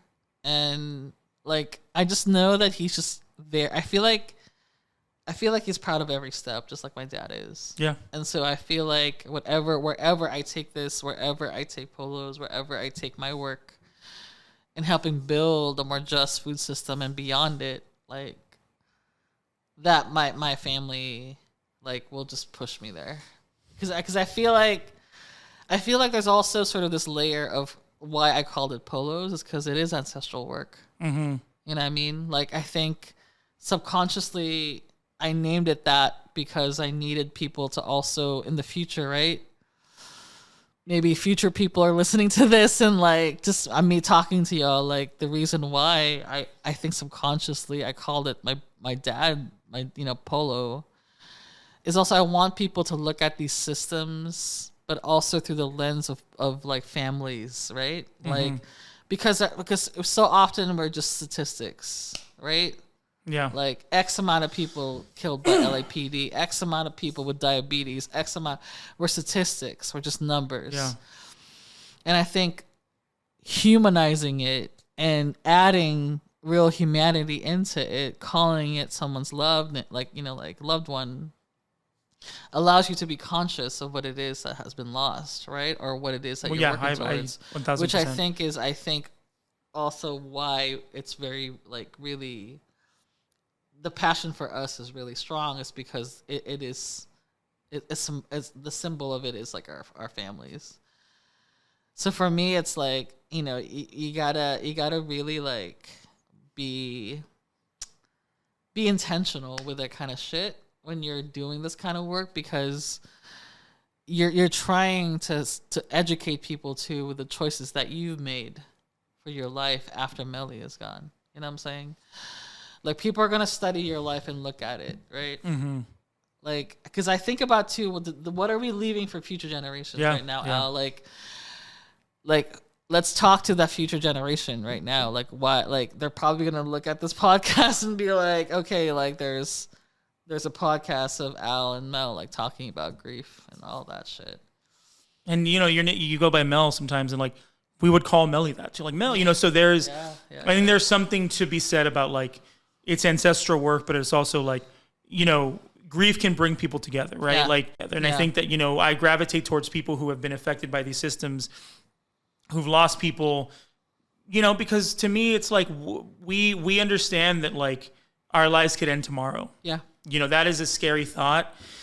It's something that I don't like to think about too much, but it's so sort of real. But it's so real, and it's like, obviously I think about Melly every day, and I think about who she was and where she may have been now, what she would be doing or whatever. And, as we go on and live our lives and either, move somewhere or keep doing the work, our ancestors and our loved ones who we've lost will be with us. My mom could not have ever conceived that, 15 years after she died, that Melly would be dead as well. And so I think about them and I thought about that. And how wild it was that she told me and my dad, take care of Melly. And it was like, when she was killed, I felt like, did I just like fail my mom? And like, there was nothing I could have done, to stop what happened that day. But grief fucks with you too, where you're just kind of like, no, you should have done something. You should have, not, I moved away to Minneapolis 4 months before she was killed. And I was like, why the fuck did I do that? Grief can have such a hold on you and can make you question whether the things you're doing are right and wrong. And even in the work, sometimes I'm like, am I even doing anything that matters to people? Yeah. Am I even doing something that will amount to anything? And does it even matter? But then I think about Melly, and I think about, Anthony Vargas and people, another person who was killed by the police. I think about your dad and your brother and whether or not they were involved in the work that you were involved in, they now are because of you, right? Their spirit is leading. Every time that you do something positive in someone's life, you give them food, you teach them something, they are there with you. And Melly has been there with me every time I've ever yelled at a cop or done something that I feel like I'm proud of. When I look at this mural that somebody painted that has my picture on it, near downtown, that's me up there, but I'm like, but Melly's there with me. There's a sunflower next to me, right? Like, that's Melly's favorite flower. Yeah. And I think about it, I'm not a religious person or even spiritual, but like, there's something to me whenever I've gone out of the country after Melly was killed, I bring bracelets that have Melly's name on them and I leave them places. Because I'm like, you know what? Fuck it, whatever. Like, maybe I don't believe in this, but isn't it easier to, for a moment, believe that there's some magic in the world? And that the people that we love are still with us. And yes, they're not here, but let's carry them. Let's have some fun 100%. And thinking, and you saying, hey, they're here in this room. I'm like, yeah, I believe that because they're filling us with good energy and we're talking and all that. Mm-hmm. But it's also like, we call upon them every day of our lives, whether it's conscious or not, right? Like when we're doing work, when we're in a tough spot, I think I call upon Melly all the fucking time. Be like, what the fuck do I do here? What's my, even when I feel like I'm getting too egotistical about my life. Yeah. Melly's there to be like, To hold me down. I'm like, you know what? Thank you. Her memory. I'm like, oh, there's Melly whispering.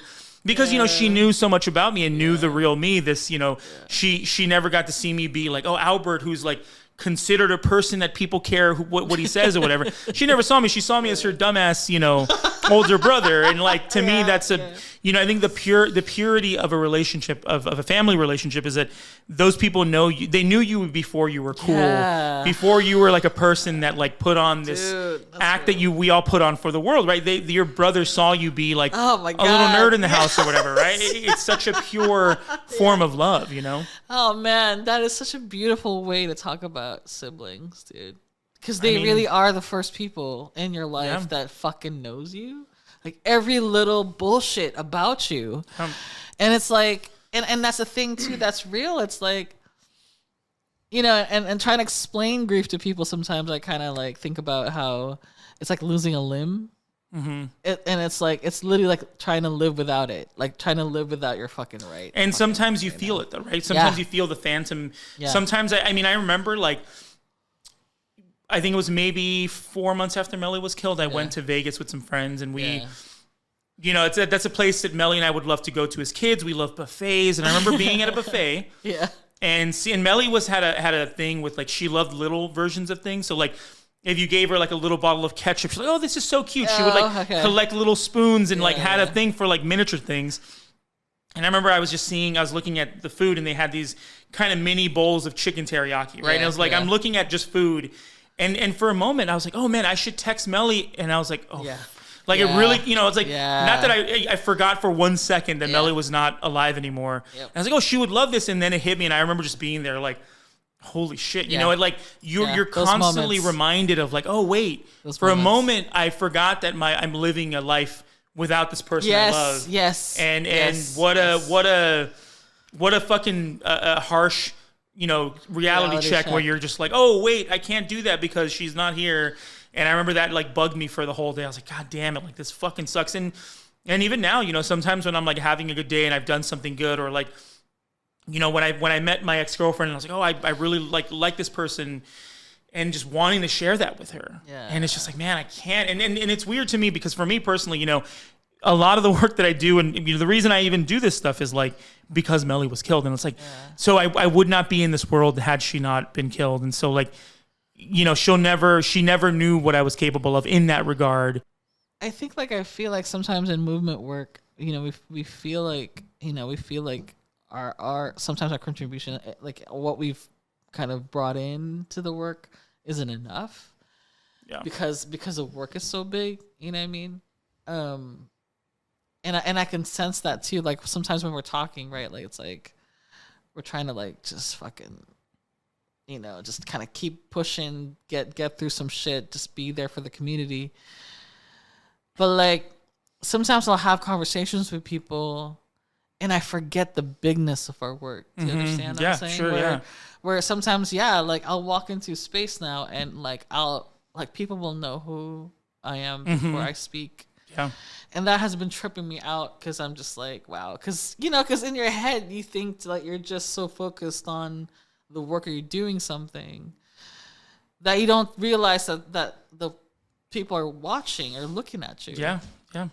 And so I still get tripped. I trip out. I'm like, what? Like what? Like even to think about myself as, and I know that what I've done is, I'm beginning to really embrace leadership as far as like people. You've earned it, but it's also just like, it wasn't the goal, but you know what I mean. But it's also just kind of like a trip, because like I've always been like, no, I just want to focus on the work. No cameras, nothing on me, whatever. But it's just like, it just trips me out that I walk into spaces now and people know my name. I mean that is like that really like you just, but I think like you and I think have to think around this, because I feel like we've hit a visibility in our movements, right? That there are folks who know who we are. But I think like that also is responsibility, because who we are also carries these things, the things we're fighting Yeah. for, right? Yeah, it's tricky, It's a responsibility. It's tricky.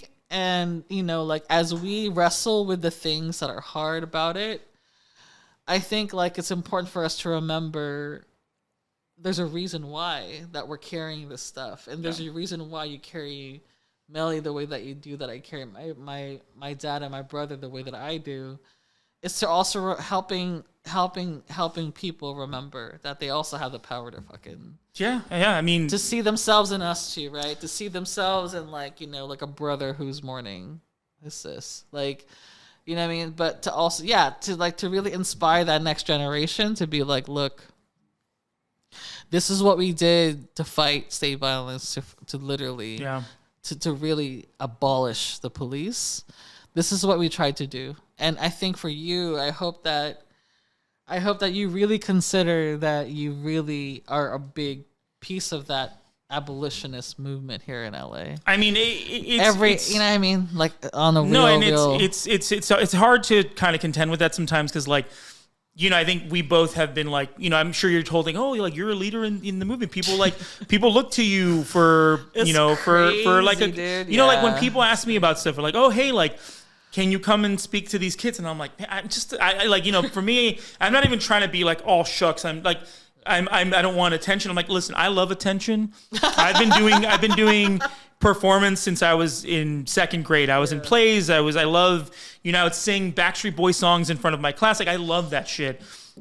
Attention from this, though, is where I get a little like, okay, well, thank you for thinking that I'm good at talking about this. But I also think about, like, but the only reason that I'm here is because I went through something horrible. So in a way, it's like, you know, I think when Melly was killed, and I had to make the decision of, like, am I going to be one of those family members who stays in the shadows and shows up to a press conference here and there, and we sue the city and we're, like, kind of quiet, or am I going to go out there and fucking start talking shit and, you know, rallying people or whatever? I found myself in a corner in a really fucked up situation. I'm like, you know, I'm going to use my natural talents to do something about it and to make this worth something. And when I say that, I mean, make it, like, use whatever little influence I can have to inspire people, to make it so people then can see, oh, I'm literally I was literally a regular guy before Melly was killed. I had no ambitions further than I wanted to run my own coffee shop. I was not trying to be famous or be whatever. I just happened to be Melly's brother. And I then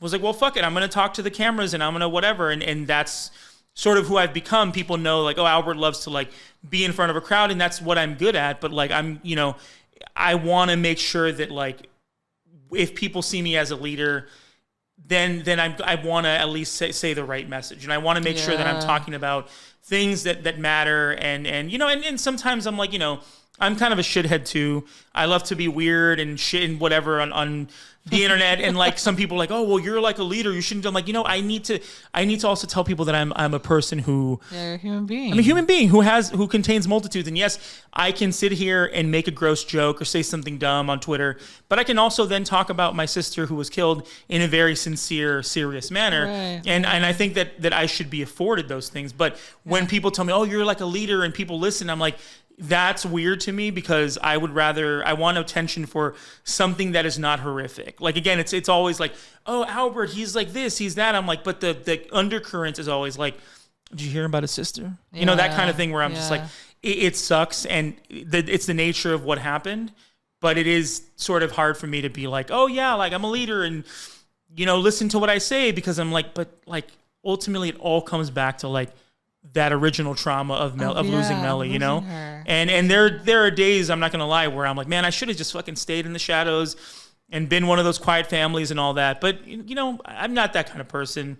I mean, I really hope that you listen to yourself when you hear this out, just because I feel like you should be talking more, Al. Damn, I do 3 fucking podcasts. but I think in a way that is more like really also talking to more young people, because I feel like for me, I really, really hear, like, how you really do, like, wrestle with this piece of you that it has lost Melly, right? But also that piece of you that is, in a way, people are kind of like propping up to really sort of like lead this movement of against, against the LAPD. And it's like, I think that that's kind of also a struggle, right, for those of us who are kind of being pushed in these roles of leadership, especially those of us who have that lived experience. Yeah. And it's like every time you're asking us to, to kind of visit that place, and what at the cost of what hardening a part of ourselves to deal with it.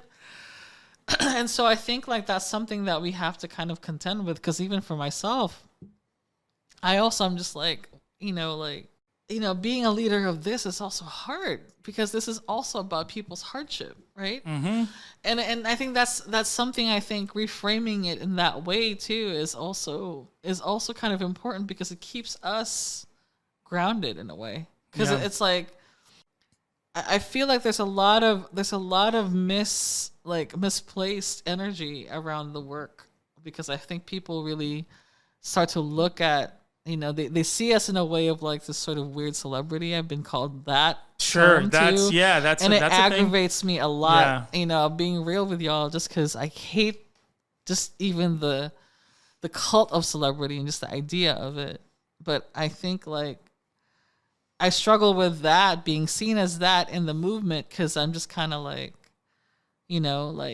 that's kind of where the trouble starts for me, at least, because I feel like the work only exists because of the collective, and I think like I hope that we move away from this sort of individual, this sort of hero worship, this sort of like singular kind of like messianic sort of like way of kind of salvation. Yeah. It's liberation for all of us. It's not just this person, not holding that one. So I think that that's sort of like also where my hesitation to kind of take that role. But I also am trying to also kind of deal with it, because there's different levels of leadership right now that our revolution needs, right? Sure. And if you can lean in and actually help the movement and help people, then fuck it. We got to lean into it, right? Yeah, I mean, sometimes you do, man. As uncomfortable as it feels, and what's being asked of us, we do have to lean on it, because that's just, I guess part of our mission of being on this planet is like, you have to lean on, pretty symbolic of save violence, right? Along with so many other families that have that, but your voice just happens to be from this region, from Los Angeles. And I think through the history of Los Angeles, I'm certain that you already made yourself, like, because it's like, it's important for us to make these markers, because our lives are also helping shift that culture to a place where we're moving, I think our lives to have helped move it to just closer to something more better. You know what I mean?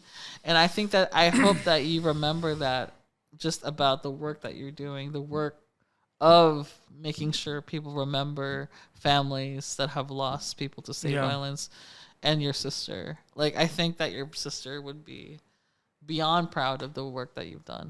And and your dad and your brother, were and are still proud of you. And I mean, I look at you as a person who inspires me, and I look at like a lot of amazing women in the movement who inspire me. And you're near the top of the list, man. I trust you in a way that I don't trust a lot of people. I trust a lot of people in the movement, because I know what you've been through. I know that you lead with a good heart, and you lead with authenticity and love for your ancestors and your all that stuff. So I just want to say thank you for being in the movement and all that. I want to end this. Likewise, man. I want you to just tell me like a nice memory you have of your dad and one of your brother, and then I'll tell you one of my mom and my sister. That's really, really cool. I love it that we're ending it with that. You know what? I'll a memory of both of them in it, right? This was our first trip to Disneyland as a family. Wow, I love that. I was 7, and I'm kind of like not the wild. I guess I was a wild child. I was always sort of the bravest one. Okay. I'm being the only girl. That was really funny. So I was always in the front of the rides, and I remember like my brothers would push me to the front for I forgot one of the log rides or whatever. And my dad, sure. my dad would just crack up. I just remember him cracking up. I think it was Space Mountain. Oh yeah, that's a fun one.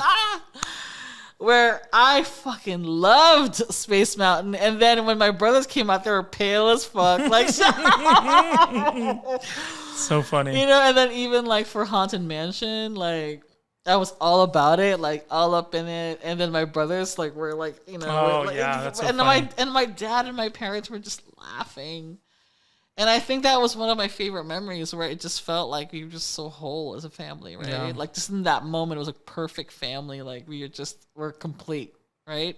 Yeah. Dad was still alive, Dina was still alive, and we were just having fun.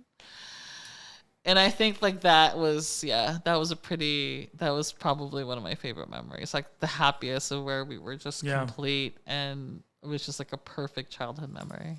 I love that. Yeah. How about you? You know, my mom wasn't, so my dad has always been the one who loves to go out and do stuff. We go to the movies all the time, went to the beach, went to like, you know, we'd go to Vegas and he'd go gamble and we'd go to the arcades. Like he was always trying to like go and do something. My mom was very much, any day off she had, she would chill at home, watch novelas or TV or whatever, make food and like just sit at home. But like one of the few times that she took us out, it was like maybe 2 or 3 years before she died. I remember she just took me and Melly to go to the beach in Santa Monica. And it was very, you know, and again, my mom never liked to do that. And I don't remember a lot of the times when my parents were actually together when we went anywhere. You know, maybe we went to like a park or something, but it was like very much a lot of what we did was with my dad. Yeah. He was always the one. But my mom took us to the beach. And I remember being like, it was such an odd thing. You know, we went to get like fast food and we were walking along the beach and we went swimming and my mom seemed to be having a great time. She was not someone who ever really wanted to take time off. She was very, you know, into her work. Whatever she was working, whether it was cleaning houses or whatever it was, she was always just trying to make money, keep us, you know, clothed and fed and a roof over our head. And so I just remember that just having a beautiful time with my mom at the beach and walking up and down and laughing and seeing her in a way that I didn't really ever get to see her. Yeah. And me and Melly were just like, when we came home, we're like, what? Like, that's so awesome, Mom. We should go again. And then, you know, kind of knowing that like, oh, that was going to be like a thing that maybe happened once a year. But I remember that I was like maybe 11 years old and it was such a fun memory. And then the one from Melly is we had gone to, my brother had moved to New Jersey in 2017. Yeah. And he was there for a while and we were like, oh, let's go visit him. And we went, and it was right at the end of 2017. Yeah. So New Year's Day, me and Melly and my brother and his daughter go to New York. It's an hour away from where he lives on the train. So we go into New York, have a good day. But then the second day we were there, me and Melly decided to go into New York by ourselves, just me and her. Yeah. And as soon as we got there, man, we went through Penn Station. We walked all the way through Central Park, walked to the new World Trade Center. We went and had bagels and pizza, walked over the Brooklyn Bridge. And I remember like there's a great picture I took of Melly with her beanie on. And we're walking down the Brooklyn Bridge. And I was like, oh yeah, by the way, like we're about to see the Statue of Liberty once we kind of get over this part. She's like, wait, really? And I was like, yeah. It's like, and she's like, I've always wanted to see it. Like, that's amazing. And we went and she saw it and was like so taken by it and was taking pictures and selfies and all that. Went into Brooklyn. I remember we found this little pizza shop, bought a whole pizza.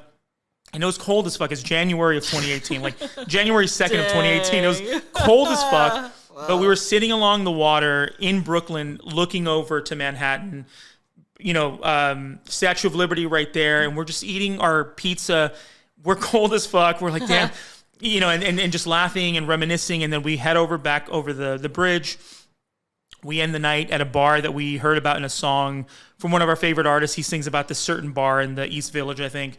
Went there, had beers, got nice and drunk, walked over to this tiny, tiny ramen shop. It was like maybe had 10 seats inside of it. Yeah. And so we're buzzing it or whatever. And then we go in there and we eat some delicious ramen. And we just take an Uber back to Penn Station and take the train. And it was like the perfect day. And it was like me and Melly are adults, you know. Yeah. We're grown. We're like, we can do our own thing. We can drink and we have our own money.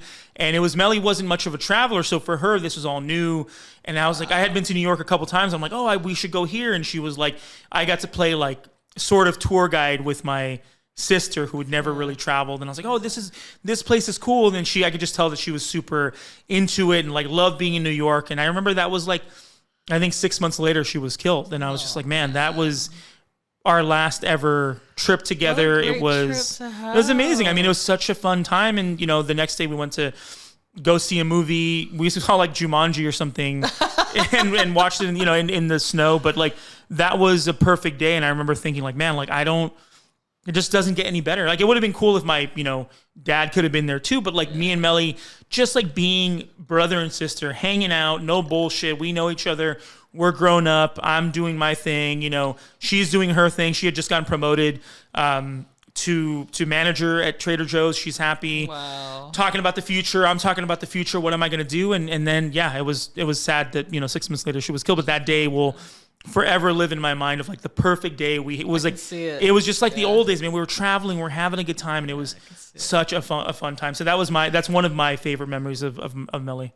Dude, thank you for sharing that. Yeah, thank you for sharing. And I mean, such a beautiful memory of your sister. Yeah, I'm grateful to have it. I have a bunch of pictures of that day, and it was just like it was perfect. And because at a certain point, like we would go on a bunch of trips with my dad, and then at a certain point, he like kind of wasn't really trying to travel too much, and had some financial troubles here and there. So like, we would go to like a bunch of places, and then finally to be able to go together somewhere, it felt very, very nice. And I wish she were around so I could have taken her everywhere. But every time I've gone, I've gone to Paris, I've gone to London, Mexico City since she was killed, and I leave a bracelet of hers everywhere I go. And so that's my way of taking Melly with me. And it's interesting because I've started to kind of like do that too with my brother. Like I feel like that's, I think, also sort of like the magic of sort of like when they kind of leave this realm. Yeah. That that wherever you go, they're there with you. Yeah. And I think like that's something that kind of also gives us peace, is that there is, in a way, I guess we can cap this where it's like, the world's burning right now, right? Things are fucking crazy. Yeah. Something that gives me peace too is that I'm also kind of happy that my dad and my brother are not seeing the world burn like this. Yeah, there's something to that. Yeah, I mean, I think one thing that I felt a weird sense of relief I had, growing up, I always worried about Melly and like, is she going to be okay? I remember like her telling me that she would have to be at work at 4 a.m. at Trader Joe's, and she would have to like walk to her car at 3 a.m. in her neighborhood. And sometimes she felt scared and unsafe or whatever. And you always have these worries about the people you love. Like, are they going to be okay? Are they going to get a disease? Is something going to happen? Are they going to get into a car accident? And then when she was killed, it was kind of like, I remember a few weeks later being like a weird thing of like, I guess the worst thing that could ever happen to her happened. Yeah. And now there's no more worry. And it was a weird thing of like, I guess there's no, now that part of me that would like think about Melly having to walk to her car, that's just gone now because you don't have to worry about it. Yeah. And it's a fucked up, I wouldn't even say it was relief. It was just kind of like, I guess that's just not a thing. I worry about my dad all the time in the same way. Is he going to be okay? Is he going to get into a car accident? Whatever. The normal things that you worry about. But like now, I think the sort of thing that's left over is like, well, is my dad or someone that I love going to get killed at a grocery store? Like, is that going to happen to me? That is the thing that kind of has been left with me. But like, yeah, not having to worry about or having her see what's been going on with the world and climate crisis and everything. I'm like, yeah, she would. I don't know how. I really do wonder how she would have dealt with COVID.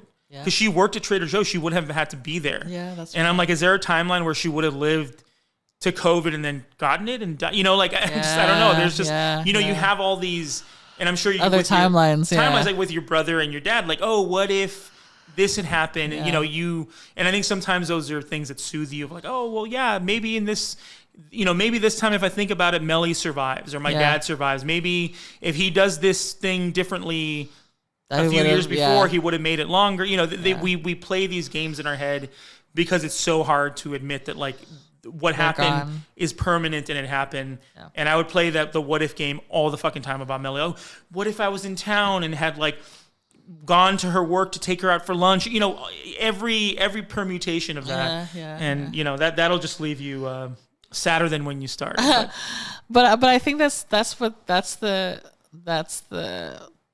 journey of grief. You always have to kind of contend with that loss. And that's and people, I love the quote where it's like, grief is love with nowhere to go, you know? Yeah. And I think that's one of my favorite quotes, just because it really is. It's us just making sense of where is this love gonna go now. And I think like maybe if we reframe it where they just left this realm, but their realm is like the spirit realm, which is much bigger, that they've never completely gone. And that in the moments that you are doing the things that are in honoring her, then she's right there with you. Yeah, when I said the eulogy at Melly's funeral, it was like I said, you know, I don't know what I believe as far as afterlife or whatever, but like I do believe that there's, you know, energy that lives within all of us, and when we die, it you know, you can't create it, energy, you can't destroy it. It just sort of exists, and it fills everybody. And I'm like, so Melly was killed, and so now her energy is gone to all of you. Everybody here came into me. It came into my dad. It fills everybody in the room. You know, the world of abolition, the world of a new world that we want to build is going to be built with that energy, right? It's going to be have your dad's energy, your brother's energy. The energy needed somewhere to go, and it went into all of us. And so hopefully that energy now will go to people listening to this, and you can be inspired by this and say, hey, you know what? I've gone through something terrible and I want to do something about it. I want to make the best of it. And I think that you and I are testaments to, like, you know, we went through a lot of shit in our lives, a lot of pain, a lot of anguish, a lot of uncertainty. And we're doing everything we can to prevent other people from going through that, but also to help ourselves. You know, not only are we trying to help other people, we're trying to help ourselves. And I think that doing this work can be very therapeutic. It can also give you new trauma. But it can also be very therapeutic. So hopefully people at home will be listening to this and say, you know what, I want to fucking start my own organization, or I want to go out there and speak about my pain, because once you give a voice to your pain, then I think, you know, there's really nothing stopping you from then on. Yeah. And again, to honor the truth about our lives, this is probably some of the most, and that's why I love talking to you, Al. It's just like, we just have such authentic conversations around so much stuff. And I hope that it inspires people to really have these conversations with people. Because I think, like, I hope that whoever listens to it, even for ourselves when we listen to this, and our friends and family who listen to this with us, that you can hear, right? I'm sure there's so many things that they just learned about us as we talk definitely, tonight. You know what I mean? And we're going to reflect on this shit. But it's like, that's just love and life. Like, we are experiencing right now, like, the vulnerability about how we've been able to survive this, I hope inspires people to be like, this right here, like, being able to just, like, appreciate the connection that we have, understanding how much we loved our loved ones, how that's driven our work to, like, help inspire and build community, dude. Like, look at all the ripple effects that's happened so far. And I hope that it really, really does continue to bring that energy to, like, generations ahead, that we're all connected in this work. Everyone's gonna die someday. Everyone's gonna fucking die. You and I are gonna be out someday too. I know. And, you know, this is gonna live in some shelf somewhere, and we're just gonna be two dead people. It's true. You know what I mean? To these people who are listening to us, but, like, again, like, it all connects back to this. And I think if we are now hopefully figuring out how grief plays into that, I hope there's going to be better conversations and like, I hope so culture too. Around grief. Okay, well, thank you for being on. Is there anything you want to promote? Like, where can you be found online?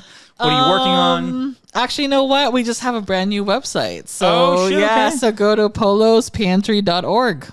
And all of our good stuff is there. I love that. Nice. So check out our new website. Get to know us. Get to know me. I'm very proud of the work that we do in food justice and food sovereignty, and I'm just really excited about this new phase of the work. Thank you, Al, for everything you do, buddy. Yeah. Thank you. And follow us at peoplecitypropaganda@gmail.com. Let us know how we're doing. Email us. We're on Twitter.